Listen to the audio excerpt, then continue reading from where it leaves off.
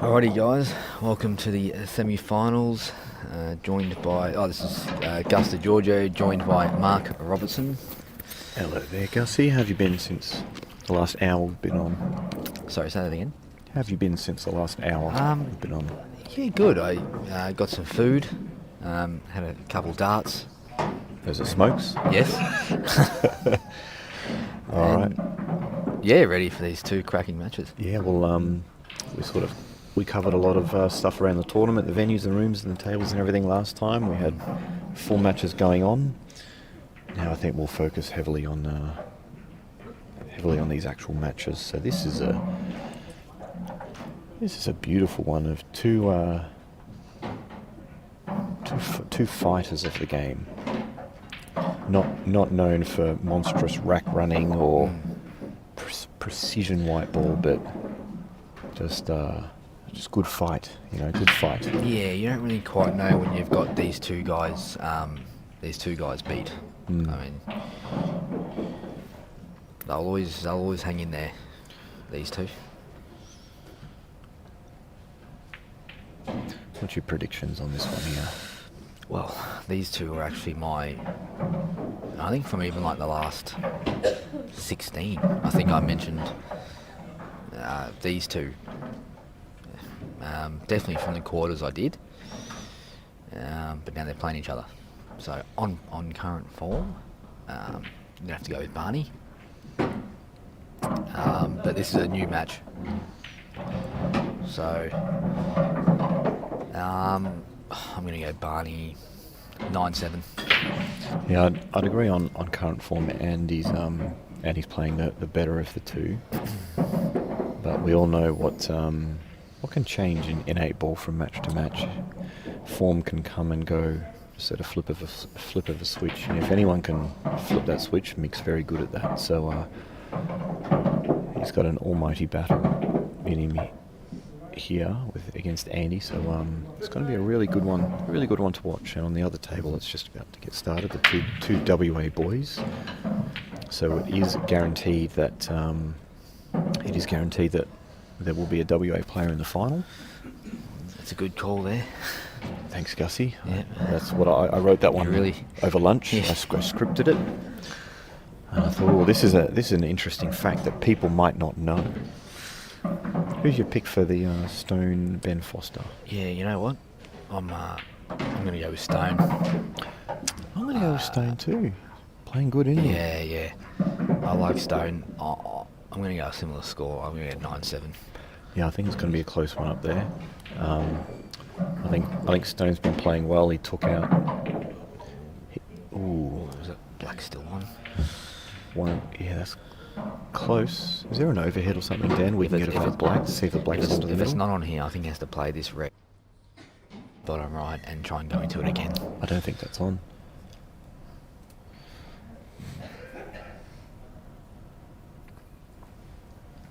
Yeah, Stone took out one of the... Oh, Jesus. My goodness. He has absolutely walloped that. I think that sent a shockwave throughout the room. He's a My big boy. God. Now, Dan has not been drinking. Can vouch for him there. So apologies for that little reverse side replay, but maybe it was the shockwave from his break that damaged some of Dan's equipment. It's a good good shot by Mick there. Very stiff if he's not on that ball. Yeah, I'm pretty sure he'd be on it. That's what we want to see more of. That's what we used to see more of Mick. Just nice precision, good shots like that, you know. He's going to need them against Andy. He's not going to get the same chances from Andy that he got from Alex. And he knows that. Absolutely. There we go. So now I want to see a really good white ball here. Well, he's nice and close to his work there. Let's see a really good white ball here. I'm not. What would you? Yeah, I'm just not on the rail. But yeah.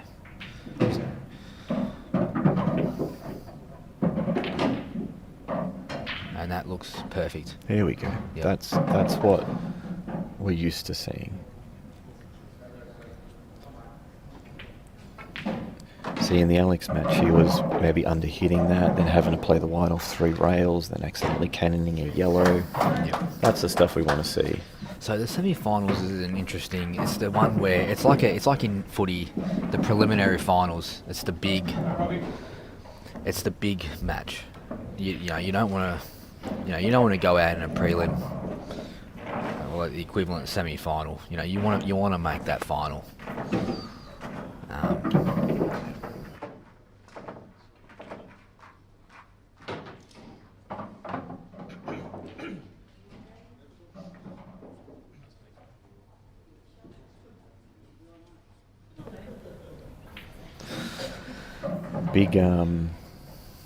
Big statement sort of frame here from Ben Foster. He's got to really drop this in, just dead weight. He'll be playing the white from around where that red is, up near the brown spot on a snooker table. Maybe just to the left-hand side of it. Oh no, he's playing it long. What a confident shot. Geez, that's a nice... That is what a big break by Andy. So unlucky and off. Such an unlucky and off there. So Mick a big chance here to actually go 2-0 up. That shot from Ben, I love that shot that he just played. And that's why shot it was. That's why he's in the semis. That's why he's a past Australian champion. He's backed himself on that to play that yellow long. Trust me, a lot of people there would have dropped it into the middle and then played a long last yellow, but he's played a beautiful shot there. And that's really important to do in the first frame, sending that statement, of like, I'm here to play and I'm here to play quality. Even Stone appreciated it. Stone tapped his knee in appreciation. Oh my goodness, that was a close one. Mick went to put the white anywhere on the table, ball in hand.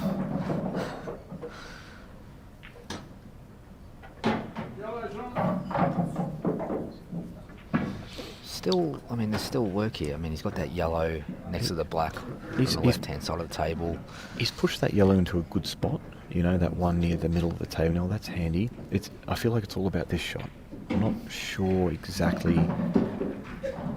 Right now in this shot, I'm potentially looking for the areas on the table that I really don't want the white. Is he playing the skill shot, maybe? This is tough. Yeah, I think you're right, because I don't see any other value in just... See, here's an issue. Andy's going to play the turnover up the top left and Mick's going to have nothing. Mick really needed that yellow to sit over the hole, because then if Andy plays the turnover shot up the top left, Mick will have a ball over the hole. Yep. So that means Andy would actually have to play the turnover and get the snooker. If he plays a turnover now with Andy...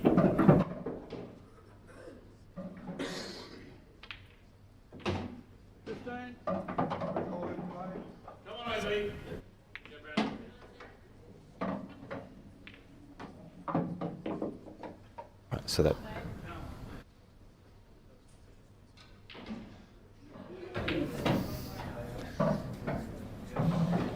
So he's played the turnover as predicted. You will see with Andy, we'll probably be able to call Andy's shots better than anyone else's in the room. I'm not saying Gus and I in particular. I'm saying anyone can call what Andy is going to do because he just about always does the right thing. Oh, great shot! Look at this. Oh, But he struck it well. You know what? Like he played it positive and struck it well. He played it at the nice pace. If that went in, the white ball clips the black. All of a sudden, the plant's on. Like he's played it positive. he already looked sharper Yeah. in his early moments than he did any time in his last match. So, Well, he did an egg and bacon sandwich for lunch, but he did let us know right before your match. He chucked a 50 in the pokies. He lost it. He didn't win, but then he won. that's right. And he said, "I never do that. Maybe I'll do that." Well, he didn't do that for his next couple of matches. So we were down having lunch, and I don't encourage gambling at all. But he said, "Oh, you know what I need to do? I need to go and chuck 50 in the pokies." It worked against Gus, so I put 50 in with him. We lost it in 30 seconds. But if it helps him get the win, that's what we got to do. No, that's exactly right. No, there's actually a fair gap there. There's actually a chance here that yellow does go under the red. But it's just a matter of his next shot. This looks good. Yeah. Like I said, yeah, just his next shot. But he might be able to get a tight snooker here, maybe. And if he doesn't get the snooker, Andy's not going to have much of a shot. So this, even though he's only got two balls and Andy's got 5, 6, Andy could be in a little bit of trouble, maybe. Well, we got Stone on the other table. Yeah, what nip happened and there? tuck. They've just played a couple of safeties Couple in a of row. safeties? Yeah, I actually don't know who's on who. I think Stone's on the red. Stone's on the red. I think that little ball down the bottom right.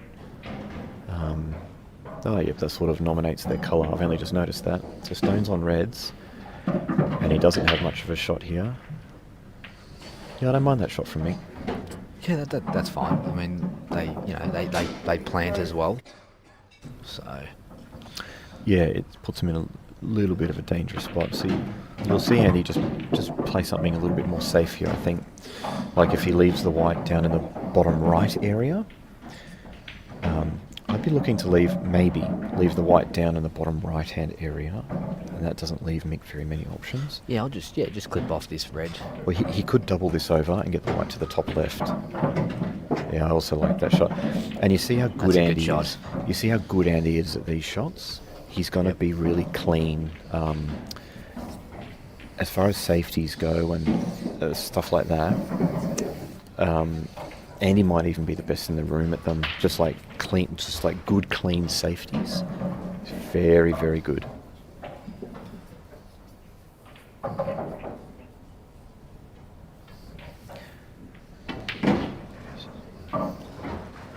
So I think Stone, he's maybe looking at the turnover and can he leave very little for Ben on that turnover? You don't want to leave Ben basically any pots at all, really. Just pots him from anywhere. Oh, hang on. Oh, look at this! What a shot! That's a great shot there. Very good shot. Great shot on by Stone there. That's really well played. It looked simple, but it was actually really well played.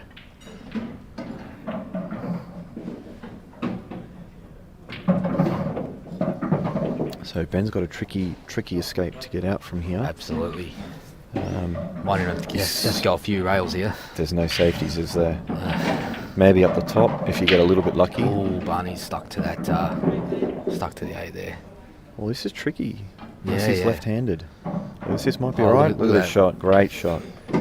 Has left Stone though. Has less Stone. I mean, it's better than ball in hand, but Absolutely. and I don't think Stone will make a mistake here, but it is possible. Sometimes, like ball in hand, Stone gets these 100 out of 100 or 99 out of 100. Not ball in hand, he probably gets it 90 out of 100. And sometimes that 90 out of 100 is all you can play for.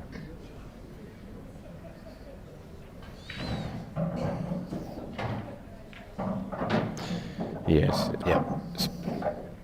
I actually didn't know he was on that one. I thought he had to play the one in the bottom corner. So where it was left was probably 97.5 out of 100.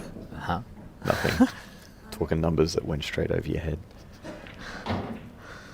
So black in the same pocket here with Stones. Good shot there by Andy. Both so far good from the semis. Obviously a little mistake here or there, but not like awful handbag. Like I said though, in the semis you're probably more nervous because you want to make that final.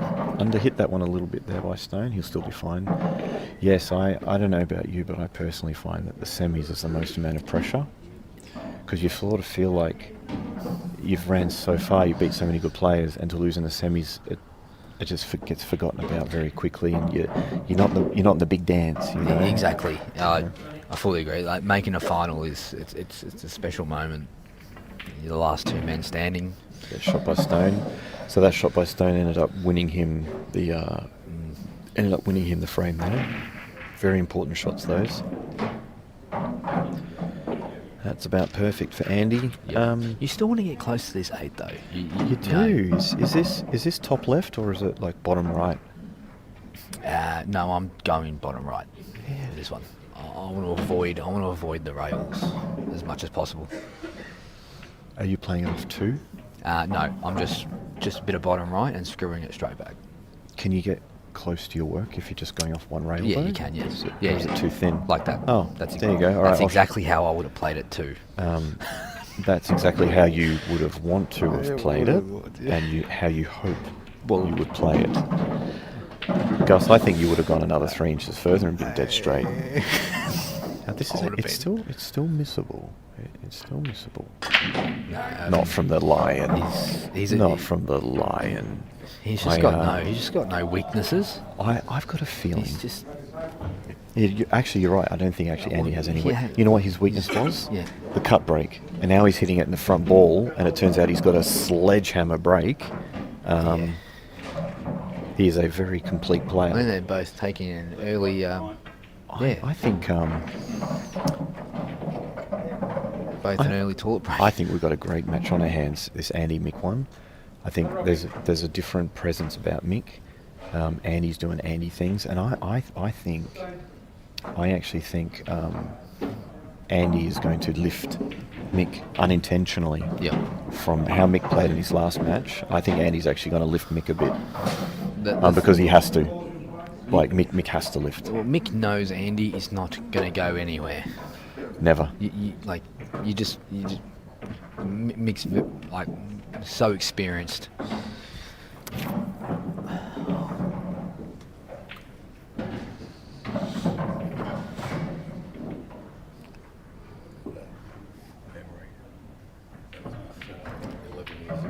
All right. Dan the man.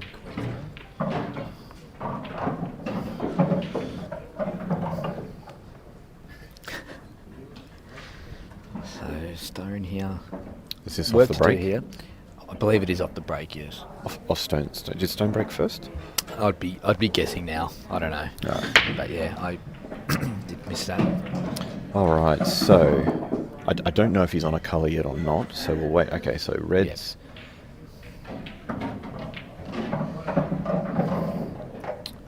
Well, they're there. I mean, it's I wouldn't say it's easy, but gettable.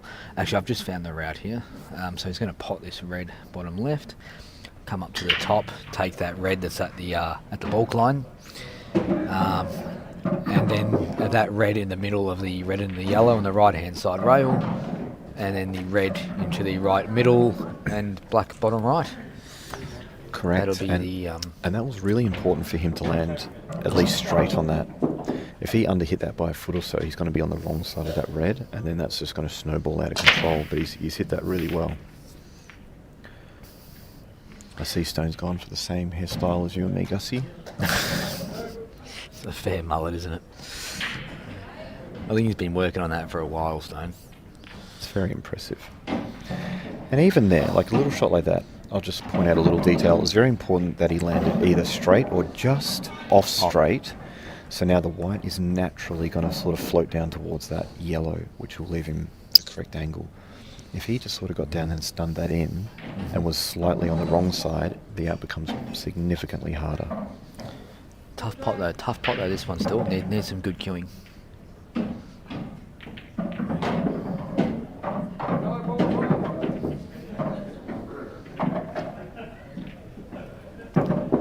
Oh, that's nice. Nicely played. Yeah.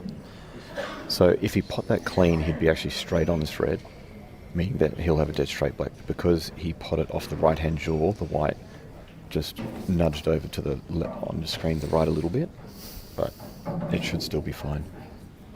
This black that Stone's going to be playing down the rail on day one, day 1 or 2 of the cloth being slick, he'd have to hit it very poorly to miss it. Now, if he hits this a little bit hard, or if that black hits the rail on the way down a little bit, it'll stick. Yeah. It won't.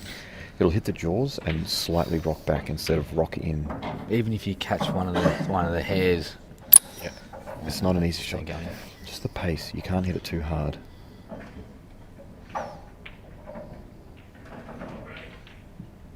Good pace. Yep. See how he just grazed it, but he only grazed the rail, like almost when it was at the hole, and the pace was perfect. That's a good shot by Mick. 1-1, Andy Mick.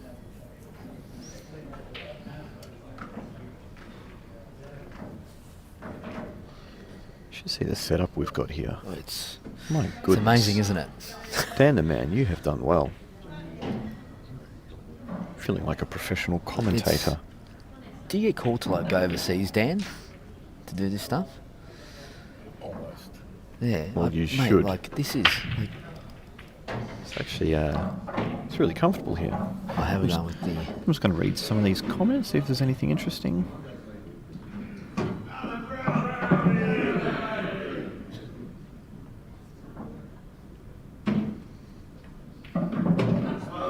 Stone has a chance to become the first player to win Australian Black Ball and Australian April the same year. How long has the Australian Black Ball been going on for? Do you know how long has the Australian Black Ball been going on for? Yeah, I don't think the Australian Black Ball's been going on for a long time, but that is still a true stat. Nice commentary, a little bit of banter. You can love a little bit of banter here, and if anyone takes it personally, I'm sorry. If we do say something that upsets anyone, that's probably a chance of happening, so I apologise. Don't take it personally if it happens. Yeah, no, that's...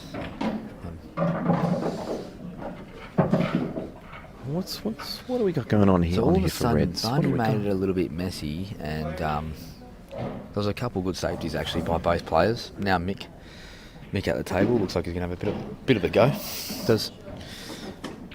Is that red on the bottom left near the on the yellow?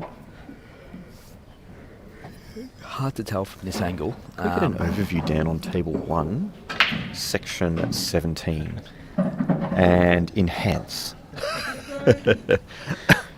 I don't know if that's on or not. I don't think it is. Is he going to tuck the white over to the behind the red and the yellow on the left-hand side? No, hard double over that. Oh, that's actually unlucky. Oh, you know what? That's actually still not too bad. I really like the shot. Yeah. It's actually unfortunate that the yellow didn't go in and the red went to the rail. Yep. And you know what? That red doesn't pot, so it's actually a really bad result for Mick the way they've cannoned, which could end up being a very big deal, because now Andy can free up this yellow and almost give Mick a go, because Mick's got the bad red on the left hand side, he's got the bad red up the top, he's got the bad red on the black. So Andy now wants to open up this frame and put the pressure on Mick. Just open up this. Oh, look at this. Yeah, so that's a good shot. I like that, yep. That's a good shot. Now look at all these yellows. There is nowhere to hide on the table. There's no safeties. There's always a safety, but I don't think there's a good one. And even if Mick lays even if Mick lays a snooker, it's not very hard for Andy to get out of it. This is where Andy's match play is, it's just so awesome. Love watching Andy play. You'd love to, if you're a young player, or any player for that matter, you'd love to model Andy Barnett. Yeah, he'd be one of the players. I even though Mick missed the extraction there, I like that he at least gave it a full go. He gave it every opportunity to be what it could have been. Already, this is a new Mick. Yeah, with modelling yourself on certain players, we all know that in life some players are just gifted by God with just more ability than some other people. That's something that we all know in life. And someone like it's just caught my eye, like a Ben Noonan, gifted with a huge amount of natural talents. I like that shot. A huge amount of natural talent and ability, and an ability to win and flair and shot making and everything. But if you've got a mindset or a mentality or a way of thinking that is a lot more steady, a lot more conservative and everything like that, and maybe you tend to find that you have to practice a bit harder and work a bit harder on your shots and everything, modelling your game on someone like a Ben Noonan, a Rusty Wheeler, these kinds of guys, is probably not a good idea, because you're going to wonder why they play as fast as they do and as aggressively as they do, and it just doesn't work for you. There's plenty of successful players out there who you can model your game on. Someone like Andy. Oh, that's a good shot. Sorry. That's a good shot. Someone like Andy is a perfect example of someone who I actually don't know his ability level. I've actually not known him and long enough, or hung around with him like personally long enough, that he doesn't strike me as the kind of person who's just like oozing with ability and oozing with natural talent and flair. He strikes me as the person who is steady. He's worked hard at his game. He's worked hard. Yeah. He's calculated. You can just tell by the way he walks around the table. He composes himself. He's trained and practiced in a way to be very routine and structured, and that works very well for him. And I think it's absolutely awesome. So if you're one of the young players out there who think, okay, I tend to have to work a little harder, I've got to try a little harder, I've got to concentrate a little harder, I don't seem to do it as quite as easy as some other young players, model your game off someone like an Andy Barnett. Off the yellow. And I promise you'll be successful.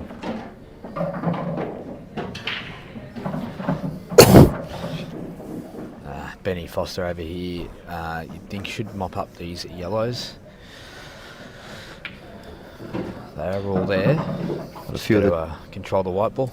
A few of the Tassie boys, a few of the New Zealand boys chipping in, loving the commentary and the play. You're welcome, guys. That was awesome. Beautiful shot there by Andy again. That's such a lovely player. Yeah, he really is. I appreciate how hard he tries, I think. It was awesome hanging out with the New Zealanders this year. Glad you're enjoying it.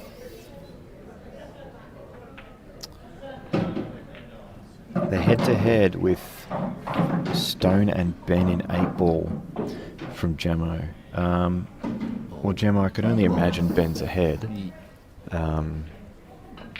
This is Stone's breakout. It's his breakout tournament. I mean, I know people talk about the Australian black ball, but it's a new tournament, and it doesn't have the depth of players that this tournament has.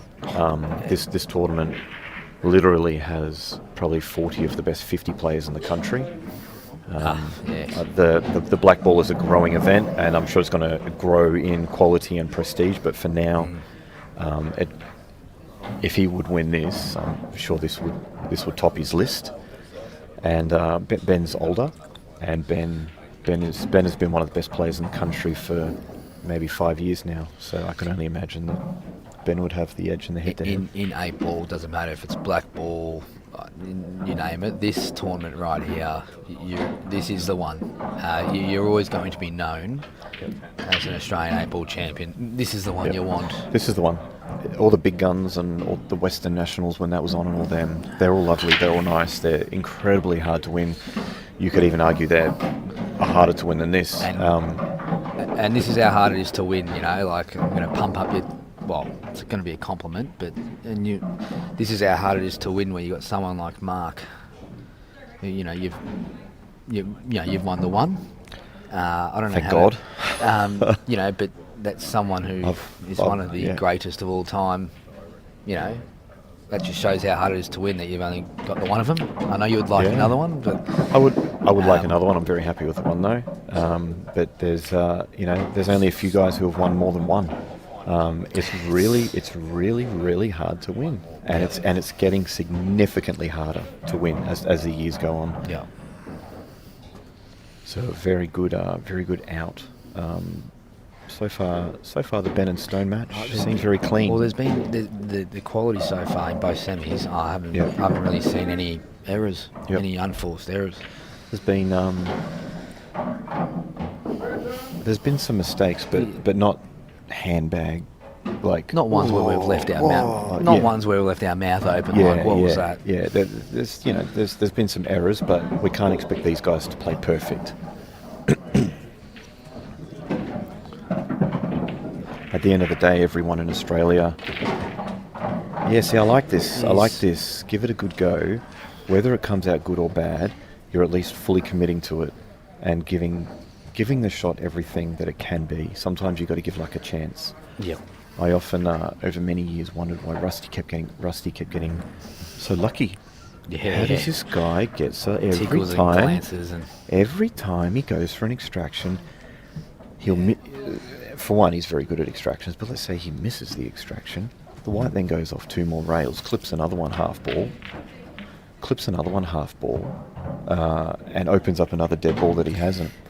Yeah. And why doesn't that ever happen to me? Yeah. Well, that's because when I go for the extraction, I tried to get it pinpoint accurately. Perfect. Yeah. I try to cannon it 1/3 ball to nudge it over here and everything. So the problem with that is, the good thing is when you're playing well and you make them, it's all lovely and it goes to script. But the problem is, if you're slightly out, you're playing it a way where you never give luck a chance. You can't even get lucky because you're not hit the ball hard enough. You're not getting enough movement to ever either get lucky or unlucky. So I always wondered, how do he just keeps getting so lucky all the time? Well, that's because he plays it in a way that the white's moving, the white's flicking off, the white's coming off rails, the white's it's going through gaps, and sometimes he'll make mistakes that, say, someone like a Jake or a Justin won't because they're more precise. But sometimes he can also pull off things that they can't. Beautiful cueing by Ben. I mean, isn't he he's cueing a beautiful ball? Yeah. Well, he's got one of the most solid cue actions, probably up there with your one, the most solid cue actions in Australia. It is rock solid. You should see him live when he's actually playing a shot. Ben's actually one that young players could model their games off too. Ben's he's not far off the perfect all-rounder. Like he's got the cueing, he's got experience now, he's the ability to win, he's got good match play. He's got it all. He can grind, he can fight. Really. Probably just a little more consistency out of him. That's probably all that's needed. Just a bit more consistency. And you see his cue action there, like everything's super straight. There we go. Well, I think that's good. Is Barney in between there? I think Barney might be a little bit in between with the cue ball.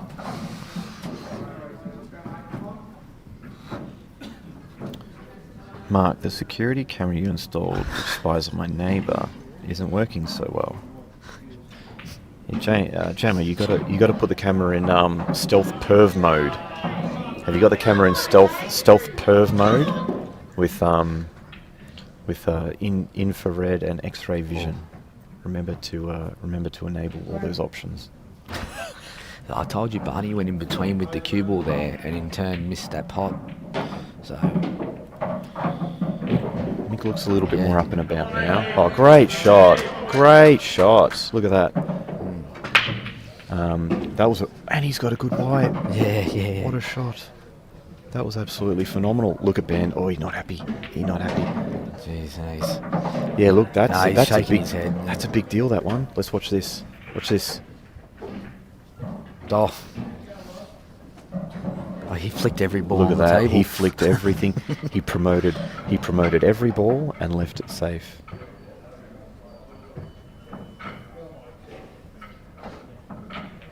Ooh, and now... Oh, hang on. Hang on. Hang on. No. By the way, I knew 3 feet. I knew 3 feet ago that was going to pull up short. Now he's got the opportunity. Yeah, I think that red passes the yellow bottom right, so... Hey, Ben's not done anything wrong. He's played a couple of good shots. He laid a very good snooker. He had a tricky shot there, but now Stone has the chance. Opportunity. This is a tester for Mick, isn't it? This is the test of touch. There's nothing wrong with screwing back to the other rail as well. Cue ball anywhere on the left side. That looks perfect. Yeah, that's perfect. That's a, yeah. That's the way.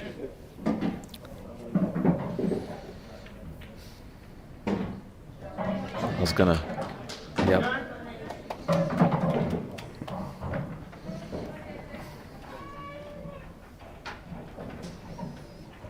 So both matches 2-all so far. A little bit of a frustrating one there from Ben. Not from the shot he played, but the situation. You could tell you're like, okay, it's 2-all. It's been a good match.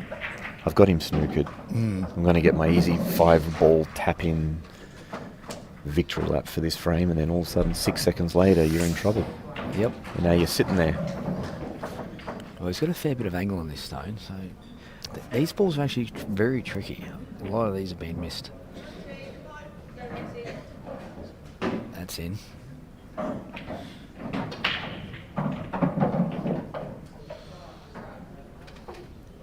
Yep, just got to drop it in. Yep. On these, don't overplay it. Take a little mini medicine, and it's a half ball black to the middle. Yep, just there. Just don't overplay it. Big cracking break by Mick. That's more like mixed break. Deserves a ball, didn't get one. Didn't make one. That's still, I mean... 50-50-ish from here. Oh, Well, this is what I mean. Don't be greedy. Take your medicine. oh, That's either not on it or perfect. it might be a swerve. What do we think, Dan? Laser eyes? Oh, he's on it. He's on it perfect. Oh, hang on, maybe. Oh, is he? That's what I meant about just take your medicine and just drop in a half ball black. Hampered queuing though. Always decreases the chance of potting the ball.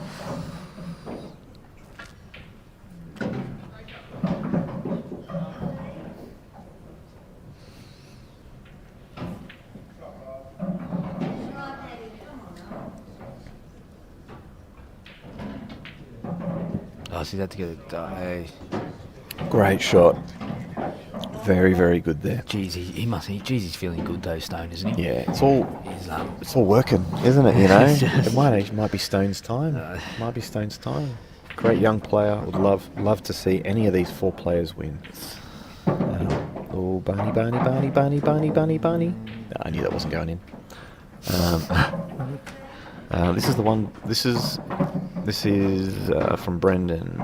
This is one title that is a bogey for McCartney. It's pretty much the only major title he hasn't won in Australia. That is true, and we all know Jake's the freak show. Jake's the best player in the country, but he is human, you know, and he does feel pressure. He tends to feel it almost like a numb, really. He doesn't feel it like a normal person.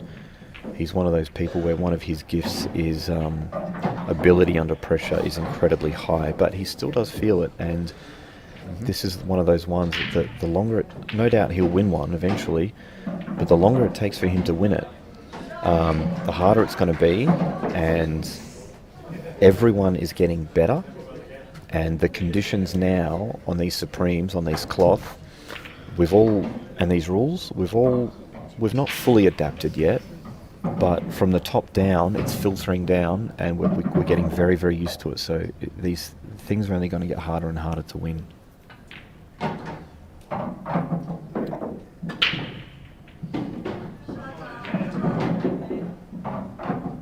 So Ben's just on and out here. Ben's on an out here. Chance to compose himself after the last frame might be a little frustrating. On the red, so yeah, basically his troubled ball is that red that's with the black. And sort of the 3 yellows around it. So it just needs to work out what he wants to do with that one. You want to get on him early. Always want to find your. It's a nice shot there by Barney. Always want to find your problems early.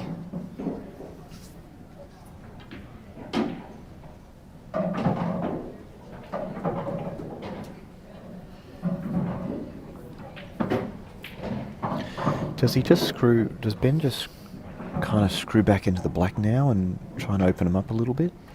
Well, you don't want to get rid of too many of your soldiers while you've still...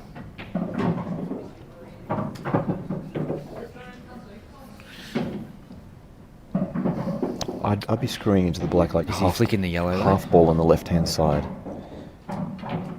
Just like that. Yep, half ball on the left-hand side. I thought he maybe played it a little too delicately. I would have gone probably a bit more harder, but it's worked out nicely.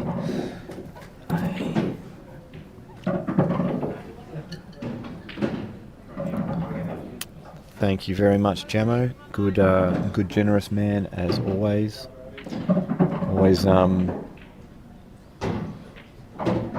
Always watching, always supporting. It's good to see. Good man, Jamo. He's always fun. He's always fun with his little one-liners. He's a very funny man, Jamo. I'm sure he'll try his very best to be here next year. Yeah. Playing for the Vicks. Missable black for Barney here. This is not easy. This is far from easy. This may look like a drop into the middle, but I'm telling you now, this is not an easy shot. I back him to get it. He's very steady, Barney. I back him to get this, but this is not easy. Oh, Ben's missed an easy red. Yeah, Barney's... That was far from easy, that black. Oh, sorry. Oh, the black. Yes, the black was good. The red... Yeah. It was he had to check it up with a lot of side, and that... The red? Yeah. And again, when you're playing with a lot of side, it can decrease your chances of potting the ball. It's as simple as that. We got a turnover. Yep. Yeah. And this is where with these rules, in the old rules, if you had missed that, you probably still favour it because you got a key pocket covered, and well, that's it. You missed the ball, you played a bad shot, and you still favour it. Where in these rules now, my God, for Reds to win from here, you need a miracle. You've either got to perform a miracle shot, or you need a miracle in the form of someone of Stone's quality not making a routine out.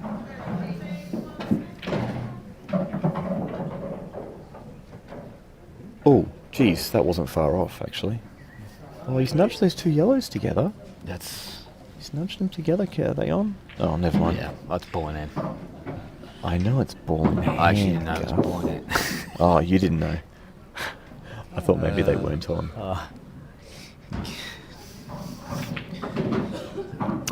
Yep, Steved 20. That was a quality solid out. Well, I'll tell you, Stone could take a 2-frame buffer here. If you want to make your way into the final, you gotta clear these yellows. No excuses here. Well, he's come off the side of the pack there, Barney, but he's not got away with it. It's gone off the middle jaw, and then gone across into the opposite middle. Yeah, look, he's mishit the break, but in saying that, didn't mishit it that much to deserve an in-off like that, and he did make a ball. So watch this break. Oh. And these look like cherries too. Yeah, see, that's it there. Yeah. So he's mishit the break a little bit, but doesn't deserve to be punished like that. These look very lovely. They are as good as, I reckon you might be able to pot out from here, Mark. On a good day. Only on a good day. But yeah, you can't be asking for much more than this. No. Geez, you can even make a case for Reds as well.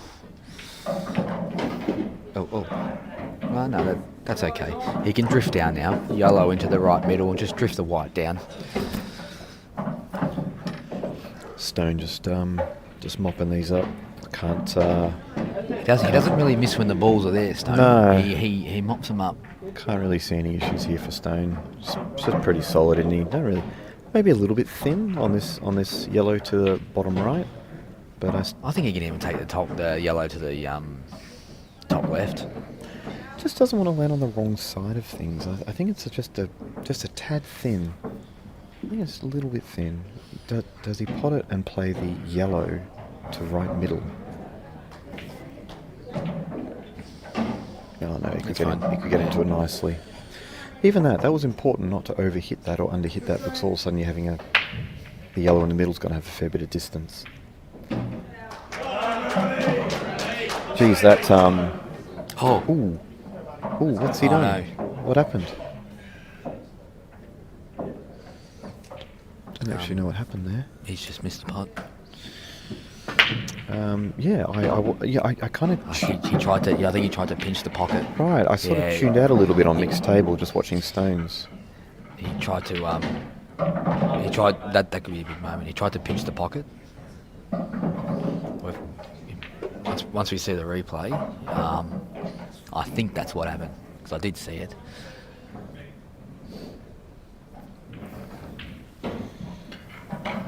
Stone 4-2, and this all hinges off the previous round where he got some good fortune getting out of that snooker. So could it be like that little bit of a bad rub for Ben, and all of a sudden you lose that frame, lose the next frame, and you've got to compose the difference yourself. with obviously young Alex, great tournament. Difference with Alex and Barney now. Barney will punish, makes a mistake there. Yes. Whereas Alex just couldn't quite punish, makes mistakes in the last match. See what happens here. He's digging down. Right. Yeah. Still a bad error. He was digging down. At least it explains a little something. Well, no, the white hit his hand on the table. No, didn't he have his... No, the white was... Can we just get another replay again? Look where the cue ball was. It'll probably come up at dinner time. Did you think the white was on the rail? Wasn't the white... No. Wasn't his hand on the rail? Well... His hand's on the rail, Gus. well... Gus, that's like strike 3 for you, trying to correct me on this trip. Well, could have even just rolled it in for the yellow left bottom. Anyway, that shot's done. That shot's done. Now, he wanted to play the one under the black next because it was slightly annoying. Stone's in again here. Ben screwed back straight in off the top right-hand corner pocket. Okay, I missed that one. There's a lot happening here at the Commercial Club in Albury. Isabella DiGiorgio, is that the semis? Yes, semis. Is it the semis? Yes. 4-0 up on Lindell Element. And Colby is 2-1 up on Kerry. And I don't know if we have the Masters results. Barney screwed too far there. Barney screwed the white a bit too far there. Ooh. Yeah. I never think he's going to make a mistake. You know what I mean? Something about him. I just think he's going to make any mistakes. This is dodgy. Yep. Alan Brown 3-0 up on, who was that? On Darren Waite. And Mark Bradley up 5-2 on Robbie, was that Robbie Lewis? Ooh, nice shot there by Barney. I don't know if he meant that or not, but either way, really nice shot. Sometimes you just got to cut the ball out. Yeah, look, it was a couple lucky nudges, but this is where this is still not an easy black, but I back him to get it.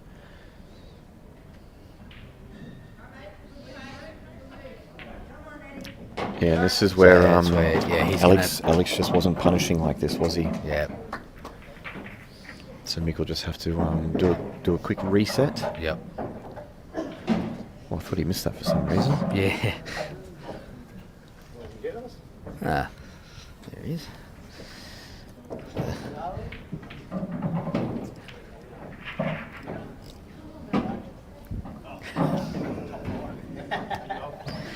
So Stone here. This is for a 3-frame. This is for a 3-frame buffer. Does Stone play after this the red to the top right and then stun back between the... No, now it's just a straight screw back. He'd want to get this right though, because the black, it goes bottom left, and left middle. So you still want to... Oh, that's nice. Yep, struck that beautifully. That's nice. Good delivery of the cue. Were you going Stone. bottom left or right middle? Left middle. I like to play to left middle because if I underhit it, I've got it to bottom left, and if I overhit it, I've got it to top left. Ah, So you've got it in all three pockets. So I'm playing to the bottom middle as we see it. Underhit it or overhit it by a little bit. See, overhit.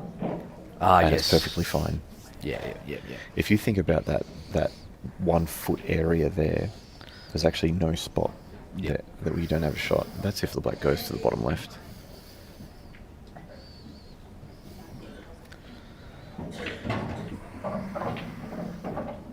And good shot there. Very solid. Very solid. Solid match over there. He's Like if you think about what we're normally used to with if you think about what we're normally used to to be 5, so what's Ben 5-2 down? 5-2 down. What's he done to be 5-2 down? Honestly, not a whole lot. Not a whole lot wrong. He's made a couple of mistakes. You know, he screwed in. He went in off a break. Yep. He probably has made another couple of... He missed that red because he had to check it a lot. I mean, that's just... Bit of an unlucky in off there, but didn't get a ball. It's worse when you get a ball and going off. Far worse. That's but true. my point is now these days, to be 5-2 down, quite often that will lose, that the match is now over because it's normally a race to 5 or 4 or something. And you go, how'd you play, Ben? What did you do wrong? Yeah, I missed one ball and I went in off a break. You know, like it really just does not take much. Jamo, yes, he is very clinical for a young man. A lot of the kids these days, Jamo, they're very clinical. They are very clinical. This is the plant's on and all the yellows are on, and they're actually all very approachable and love the game. I'm actually going reds here. I thought reds initially. And yes. I'm playing the red down low, and I'm extracting the yellow or the reds. Like, I'm certainly going reds here. But that plant though, you've got to make it. Oh, he's trying to... Oh, look at this. No, that's no good. He's either got nothing or everything. That's not Probably a little... Does it go to the corner? Probably a little bit unfortunate for them to land exactly like that.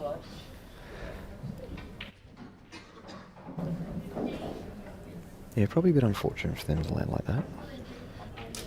And he couldn't really play it with any more pace because he was so close with the cue ball and the yellow ball. No, it's no good. He's got the consolation prize though, so I think Mick will be happy to get back to the table here. Absolutely. He'd be happy to get back to the table here, and even though Andy's tied up that red down the bottom, you need the mentality of, yes, I get a shot, not, oh my god, look at that. Well, Andy could have easily potted out there. Yeah, exactly. You don't get a shot at all. You got nothing. Stone made a few balls off the break, but they've landed rubbish. Yeah, dodgy. Oh, I tell you, this is one of the ones I'm instantly pulling up. I mean, he's only got the one dead red. But it's really dead. Knowing Stone, he might try and smack that red top right. I don't know. If anything, you know what? I'm just playing safe here, and I'm letting my opponent do something. Let them dig the hole. Is this on? I thought it was tight. Yeah, I don't know if it quite. If he's played it, it's going to be on. So now, I'll tell you what, does that go skill shot? How? Stone needs to pull up now. I reckon. Why has he played it so fast? What's going on here? I don't know. Oh, that's actually not too bad. He'll cop that. Why has he played that within 5 seconds? That's still not a bad leave, though. But I don't understand. I'm actually a little confused. Well, I think as he gets closer to the finish line, he's still going to get that bit of rush of blood, I believe. He's still 4 frames away. I don't even know if the out was, like, of course it's possible, but was the out really actually there? I'd nearly be trying the skill shot now, to be honest. Or now. pretty much if Barney plays the same shot you would play, Oh no. you played the right shot. If Barney plays the shot that you play the right shot. Yeah. Does it? Oh, I don't think that goes skill shot, does it? It's a bit.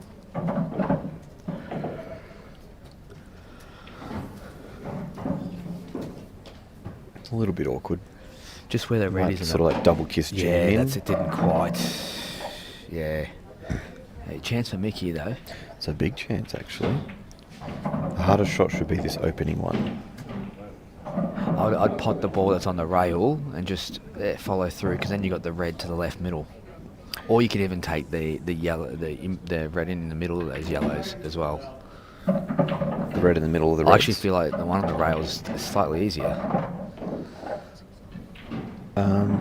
Well, you've got to play it at some point. Mix playing the middle one. Maybe you do play the one on the rail. That's a good pot. It's a good shot. Yeah. That was not elementary. No.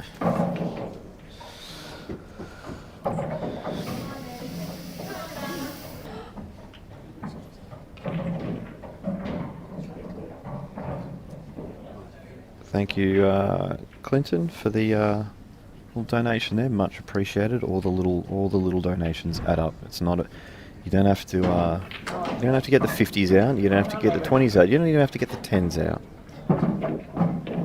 Just those little ones that chip away here and there help pay for Dan to be building arenas in the hailing thunderstorms at 3 a.m. Getting arenas ready for people like us. Jesus, my goodness, he's got a hold of that, hasn't he? Where are you going? That almost looked like it came back fast. I think you better do something else when you click that. That almost looked like it came back faster than he hit it. Dan, do I have to do anything else, or do I just hit it? You keep. That's all right. Gus, that's strike 4. No, where does it? You've done it a few times because now, he does his thing. Right. What's happened there? Oh dear. Can we have a replay of that one as well? There's too many replays. We need too many replays. What happened? Yeah. Just another there's replays left, right, and centre. Well, that one. Basically, should Gus. Just drop that one to the middle and then. Dan said if something interesting happens, hit this button. So every time there's another one. Dan, get that one. Replay on table 2. It's all happening. Well, we just not necessarily. No, it's just a missed ball. It wasn't had a drop into the middle. Interesting. Dan said if something interesting happens, push this button. Well, 2 things. So I push a button when I see something interesting happen, and then he does stuff. That's all I know.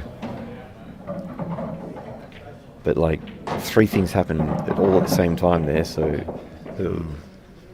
I think mix screw back. Yeah, we don't need to see that because you just screwed back too far. But I want to see the missed pot. Yeah, but he hardly touched it. He feathered it and it launched back a million miles an hour. Can we see that screw back there? Have you got it all? I just assumed it's going in, Dan. Barney Rumble doesn't miss them.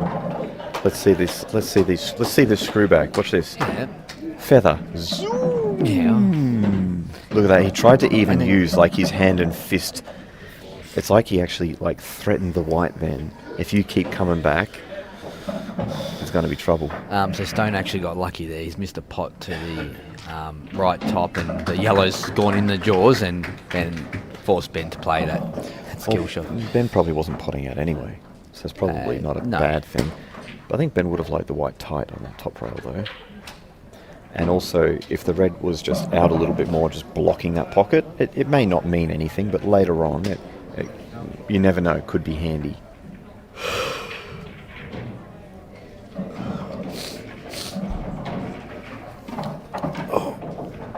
And he's a solid man with a solid game.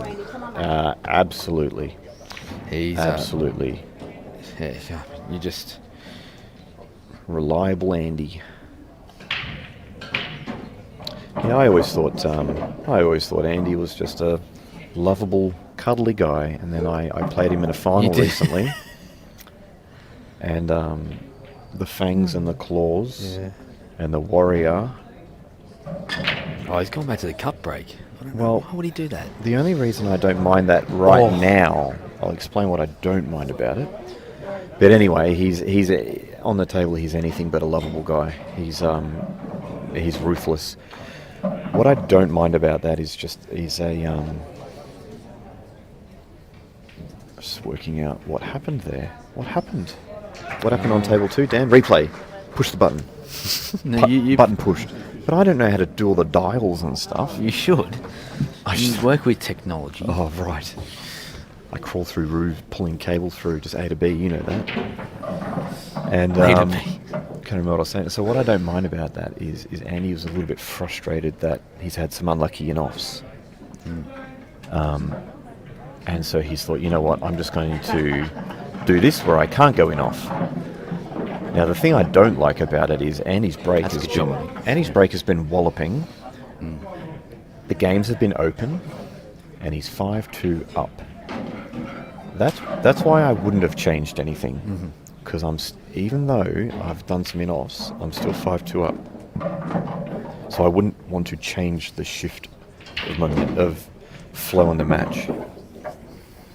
Mick played a good opener there. He really Stone gonna go 6-2 up. decent lead early. Decent lead. He's sort of got that name of like that steel side bottom. He Stone does, Stenhouse. Yeah, he does, doesn't he? It's a great name. Don't know about the mullet, but What happens here? oh yes, Oh, right. yes. And he's opened up the dead. Replay, Dan. Some sort of replay. I don't know. Gus is calling for a replay. Mick just missed a standard pot. Another one. Gus was just calling for a replay. Let's now we'll be able Did to. you miss that? I was watching something else. Look. Oh, Nick. Again, Andy will punish this. It's not easy. It's not easy. No. That Do you red mixed the yellow and the black. do you play on? Do you try and get across quickly now to? So you come across the table. I'm happy keeping that red over the. He's going to take that red now. See, I would have used that red over the right middle as my last ball to drift down for the 8, whether it's bottom left or top left. Can we get the overview, Dan, and see if this planters onto the bottom right? That yellow's in the way, isn't it? Yes, I agree. That was his linking ball to the black, the red over the right. Does that red though? Middle. Does that red near the bulk line past the top right? I think you're playing the red to the right middle. I think that's just... Jeez, you'd love to leave that as your last, but... You would, or he's absolutely walloped the bejesus out of that. Do you reckon he's angry? How does a ball not go in? I don't understand. He's annihilated that. That was the Foster rage. That was a little Foster rage coming out in that break. But in all fairness, he I'm surprised that white's not split in two. So I think Barney's going to go the extraction on the black now, actually. Yeah, I like moving the black here. Just missed it. But as you can see, so the reason why he's done that is he's just got backup reds everywhere. As long as he hits that black, other than knocking it in, it couldn't go bad because he's just got reds everywhere. It's not easy. It's not super easy to finish these. Because you might normally sort of play that the red that's on the black spot when you rack the balls. Oh, look at this from Stone. You might normally play that and then the black to sort of like left middle. But there's a yellow over the hole. So it's not super easy.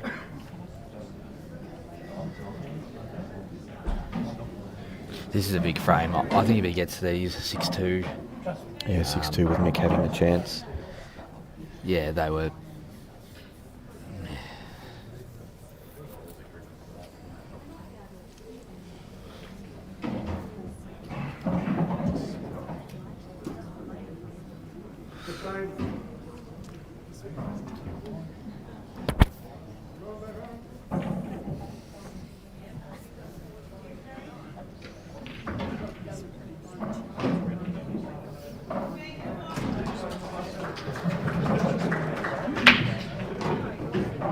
Well, he's just going to back himself to float down the table.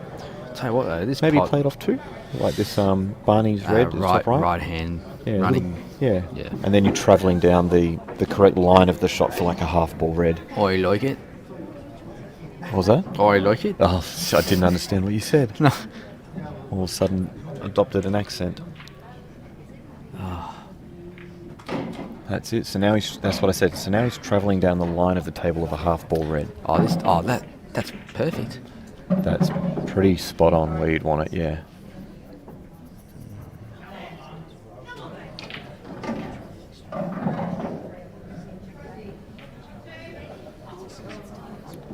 Geez, he attacks a fair bit, Stone, doesn't he?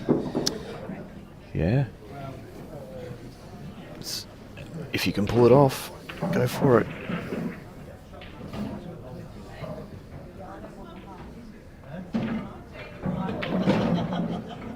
Oh, another couple of centimetres. That would be cherry See, ripe. the thing is, he'd really want to punish Mick, especially this one when Mick's got tap-ins. Stone's under hit. Now a chance for the Benny boy. He'd really...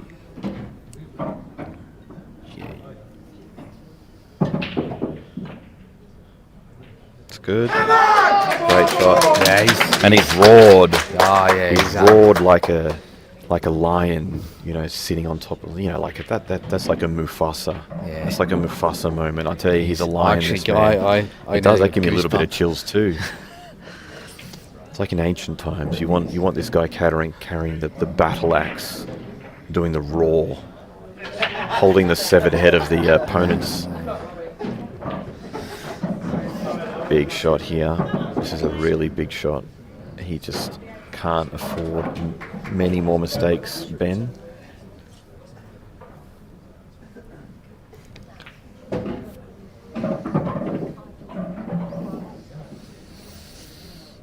And he's, No, you don't want to go 7-2 down here.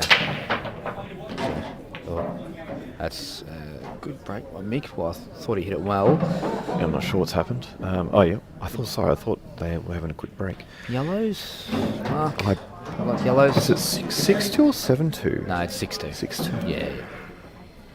6-2 in both matches so far. So both, you know, both matches started off at 2-all. And, yeah. Sten has been the better player, but I don't think Ben has done much wrong to be 6-2 down. Andy's been the better player. And Mick has made some mistakes. Ooh, He won't be happy with that at all. He's not happy. It's a little Foster rage, not quite. So Mick here, the good thing is his yellow is still onto the bottom right. Oh, I missed Mick's opener there. Yeah, it wasn't great. I think it was like an extraction of some sort, and it didn't really work out that well.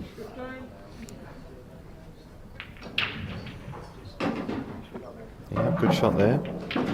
So this out is certainly makeable. It's not easy, but it's certainly makeable. Ben wants to pot that red. Oh, he hasn't.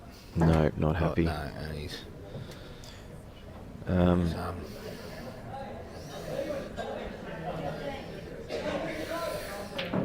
bangs the cue on the ground. Oh, Sten's on reds. Stone's on reds, yeah. So what do? What's he? Do you play the billiard? Mick's just didn't get away with it. See, that's against Alex. That would have like rested on the bottom side. That's the right shot. Oh, look at this. Is he on that red? Oh, that's close. I'm feeling Benny Foster could explode. I'll tell you what, it could even be a swerve. Very hard from this distance. Like, you got to judge the swerve perfectly, but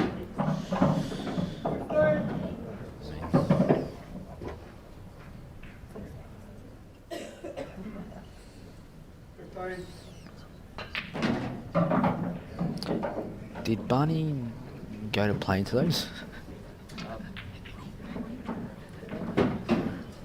Don't know. I'm not sure actually. No, I don't know. That's not an action replay. No. I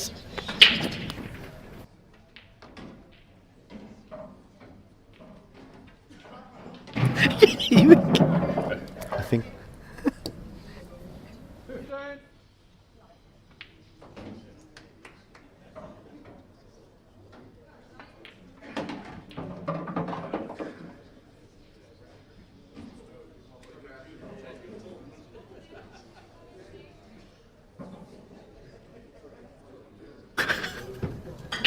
And we're back.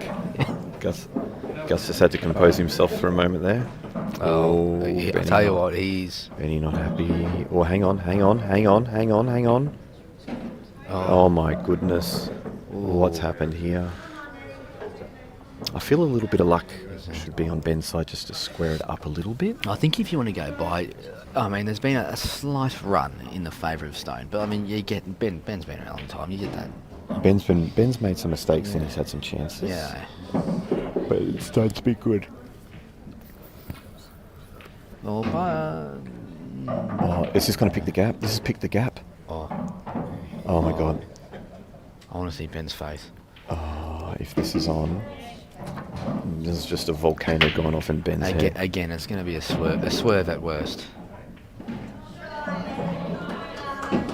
Imagine Benny and Luke Foster spear tackling you together. You'd disappear, Gus. Yeah. Good shot by Mick. Yeah, that's good. Yeah. Nice little containing shot. Keeping the advantage on the table. All right.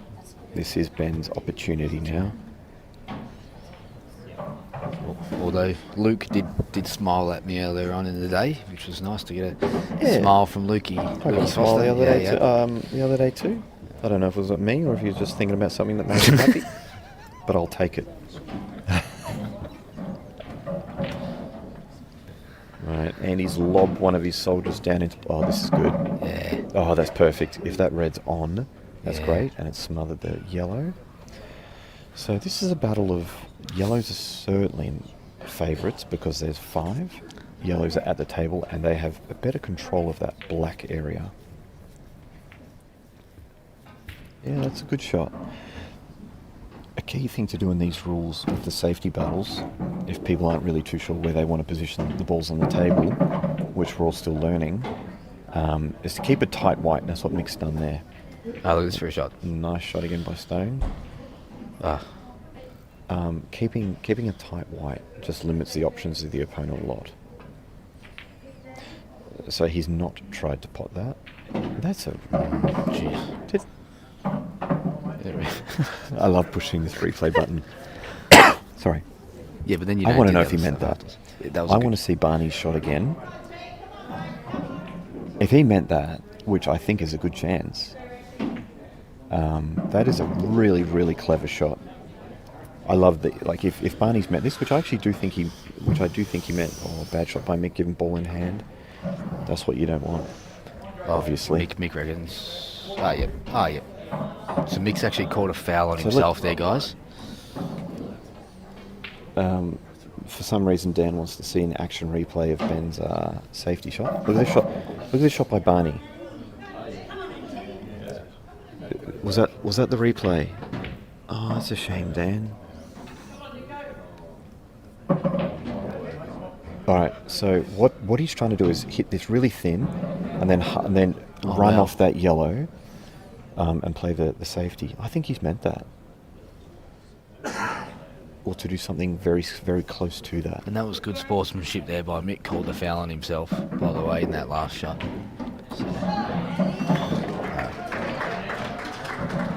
So Annie just positioning the balls. Annie positioning the balls nicely, and again trying to keep it tight white where you can. Tell you what, Ben Foster looks super angry right now. Any shot Stone plays. I didn't actually see what happened. Stone got out of the snooker, hit the black, and left Ben in that position. Oh, so it's kind of one of those matches, isn't it? It's just...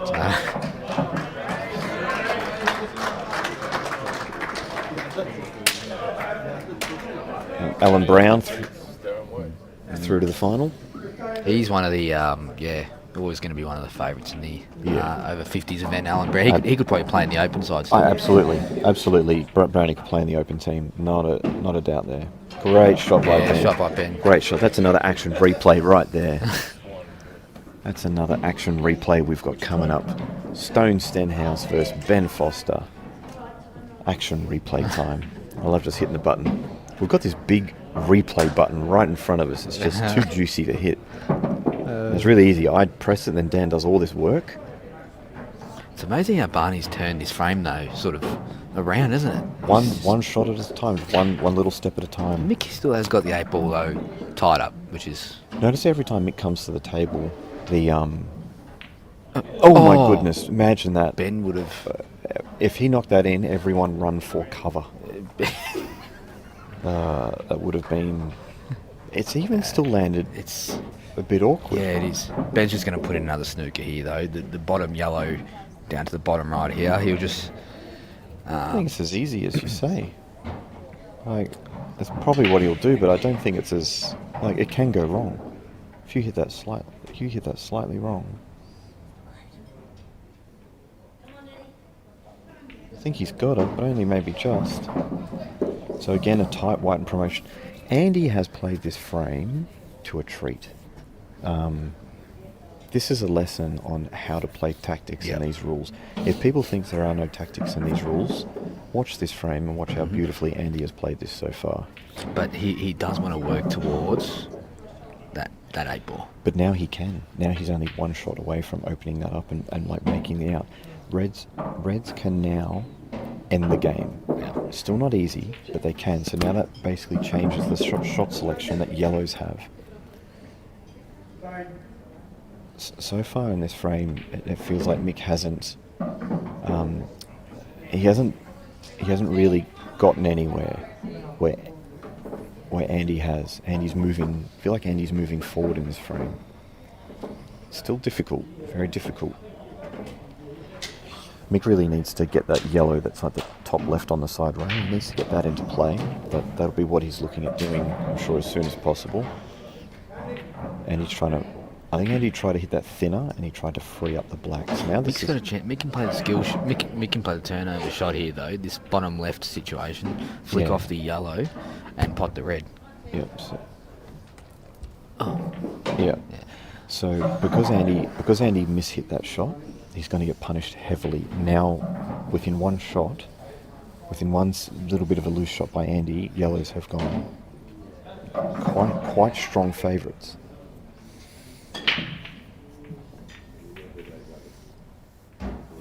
Another great shot by Andy. Jeez, almost see that. Almost feel like hitting the action replay, but we'll give Dan a spell for Did a moment. not even see that.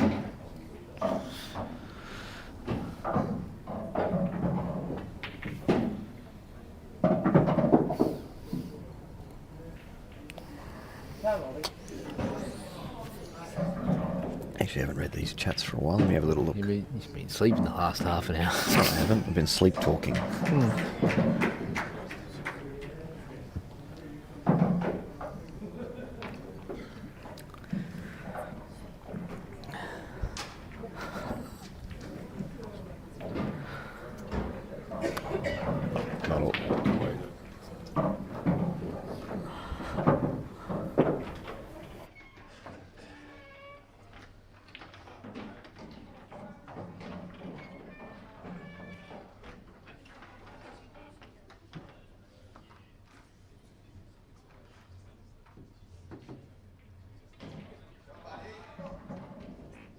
Yeah, mate. Say it again.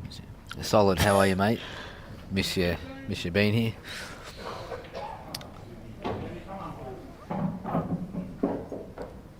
Now I'm thinking, what would Jamie Stevens say in this position? You know, Jamie says... Just do something. Jamie might think, what would Robbo do in this position on the pool table? Now I'm thinking, what would Jamie Stevens say in this position? Just win. Isn't there like a Dorito bag saying? Doritos? It was Doritos. Something Doritos back in the day. Doritos. It's not a bad shot there. He's opened up. He's going to find himself total snookered. he is. Or, you know what, he can even have a go here, Barney. He could have a Pop go. this red top right. It's not his style. The red next to the yellow near the middle. That's not his style. Leave angle for the red bottom right, and then screw into the yellows with the black, and then he'll have the red bottom left. It's very tempting, but I think Andy is going to lay a tight snooker. It's more Andy's style. Geez, look at that for a break. You might see one of the young guns do the go for the aggressive option here. What a break by Stone. That's a big break, and they have landed Juicy. real nice. You just got those navigating those yellows around the black. Oh, look at this! Look at this! Did you say it was? Well, see, we think the same, And what Barney and I. And what happened? And what happened, Gus, when you don't do what Robbo says? Actually, you know what? What happened After Gus? that, actually, You're then not even telling me. If he would have potted that, he would have had the red to the bottom left, Yes, and then he an could have gone extraction. into He could have, but what happened? He missed it. He missed it. But by his standards, that pot, Yeah. I'd usually have him potting it. I think a tight snooker there was good, because then he could have done everything you just said except have ball in hand. That would have been nice. Pot, yeah. Jamie Stevens would say pot out. That's what he said on there. Where's that chat? Do we have that chat? Yeah, what are you doing with your chat, man? Oh, that.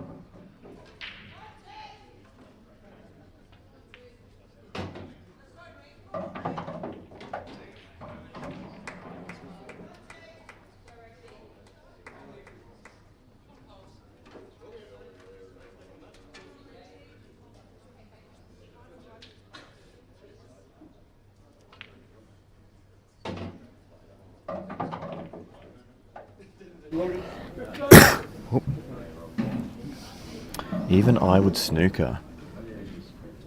Jados? Is that Jaden? Actually, that might be Jados. Yeah. Even I would snooker. Is that the real Jados? Will the real Jados please stand up? I think it is, yeah. Jados has a good balance, his game. I always feel good when Jados agrees with me. He's got a good balance between going for the out, playing safe when he has to. Snook was the right shot. There wasn't a Jados. Where is Jados? I saw him just before. Resting, probably. Resting. No SA boys in the semis this year, so they're all going to be resting and doing their thing. Oh, now it's finally opened up. And Mick's going to be snookered. Now, Gus. Okay, pot this red bottom left, and you can screw up. Yeah, no, you've... Oh, Stone. Stone. No. The mullet got in the way. Did you see the mullet just flap? Oh, it did. Like there was a breeze and wind. All right, that is a bad one. Now, he played it with a lot of side. I would have loved to have hit the replay button in time there, but I don't know if I did. Don't know if I did, Dan. Did I hit the replay button in time, or is it too late? I don't know if it's too late or not. Oh, and he lay the snooker. I told you. We actually think... And it's gone... Barney and I... And it's gone bad again. The two times he's done what you say, it's gone bad. Well, at least I've called the right shots that he's played. Well, might not be the right shots in theory, but... I mean, he's got a good safety here. We can dribble up to the red. But he's really got to hit it super soft. Yeah. Barney. Where was the snooker? There you are. You're all... You know what, Jada? You're probably giving each other a foot rub. Oh, no. Oh, he's gotten away with that, hasn't he? You're probably giving each other a foot rub and a back rub, and... Dude's blue shirts. You're having a barbecue, and...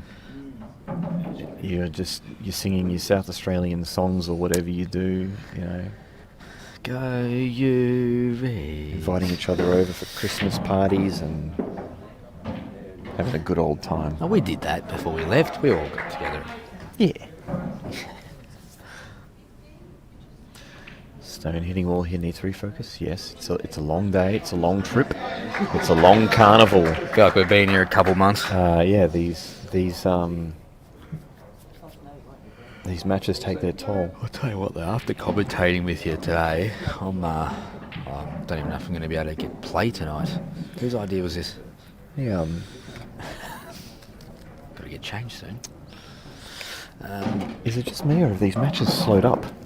I thought it was 6-2 on both tables about an hour ago. Yeah, that's...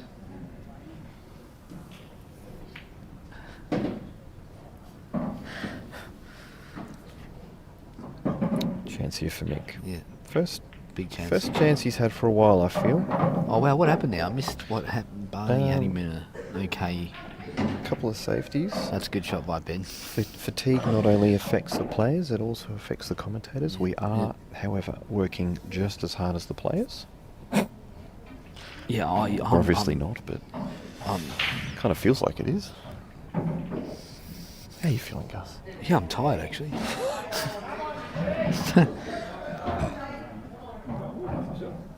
Alright. Oh no. Ben. What's happening with the white there as well? What's he done with the white too? You won't see him miss too many pots like that. He's got his hands in his head too. He's Oh, Mick has missed the extraction. Oh, well. And has lost the white. Ooh. Not good.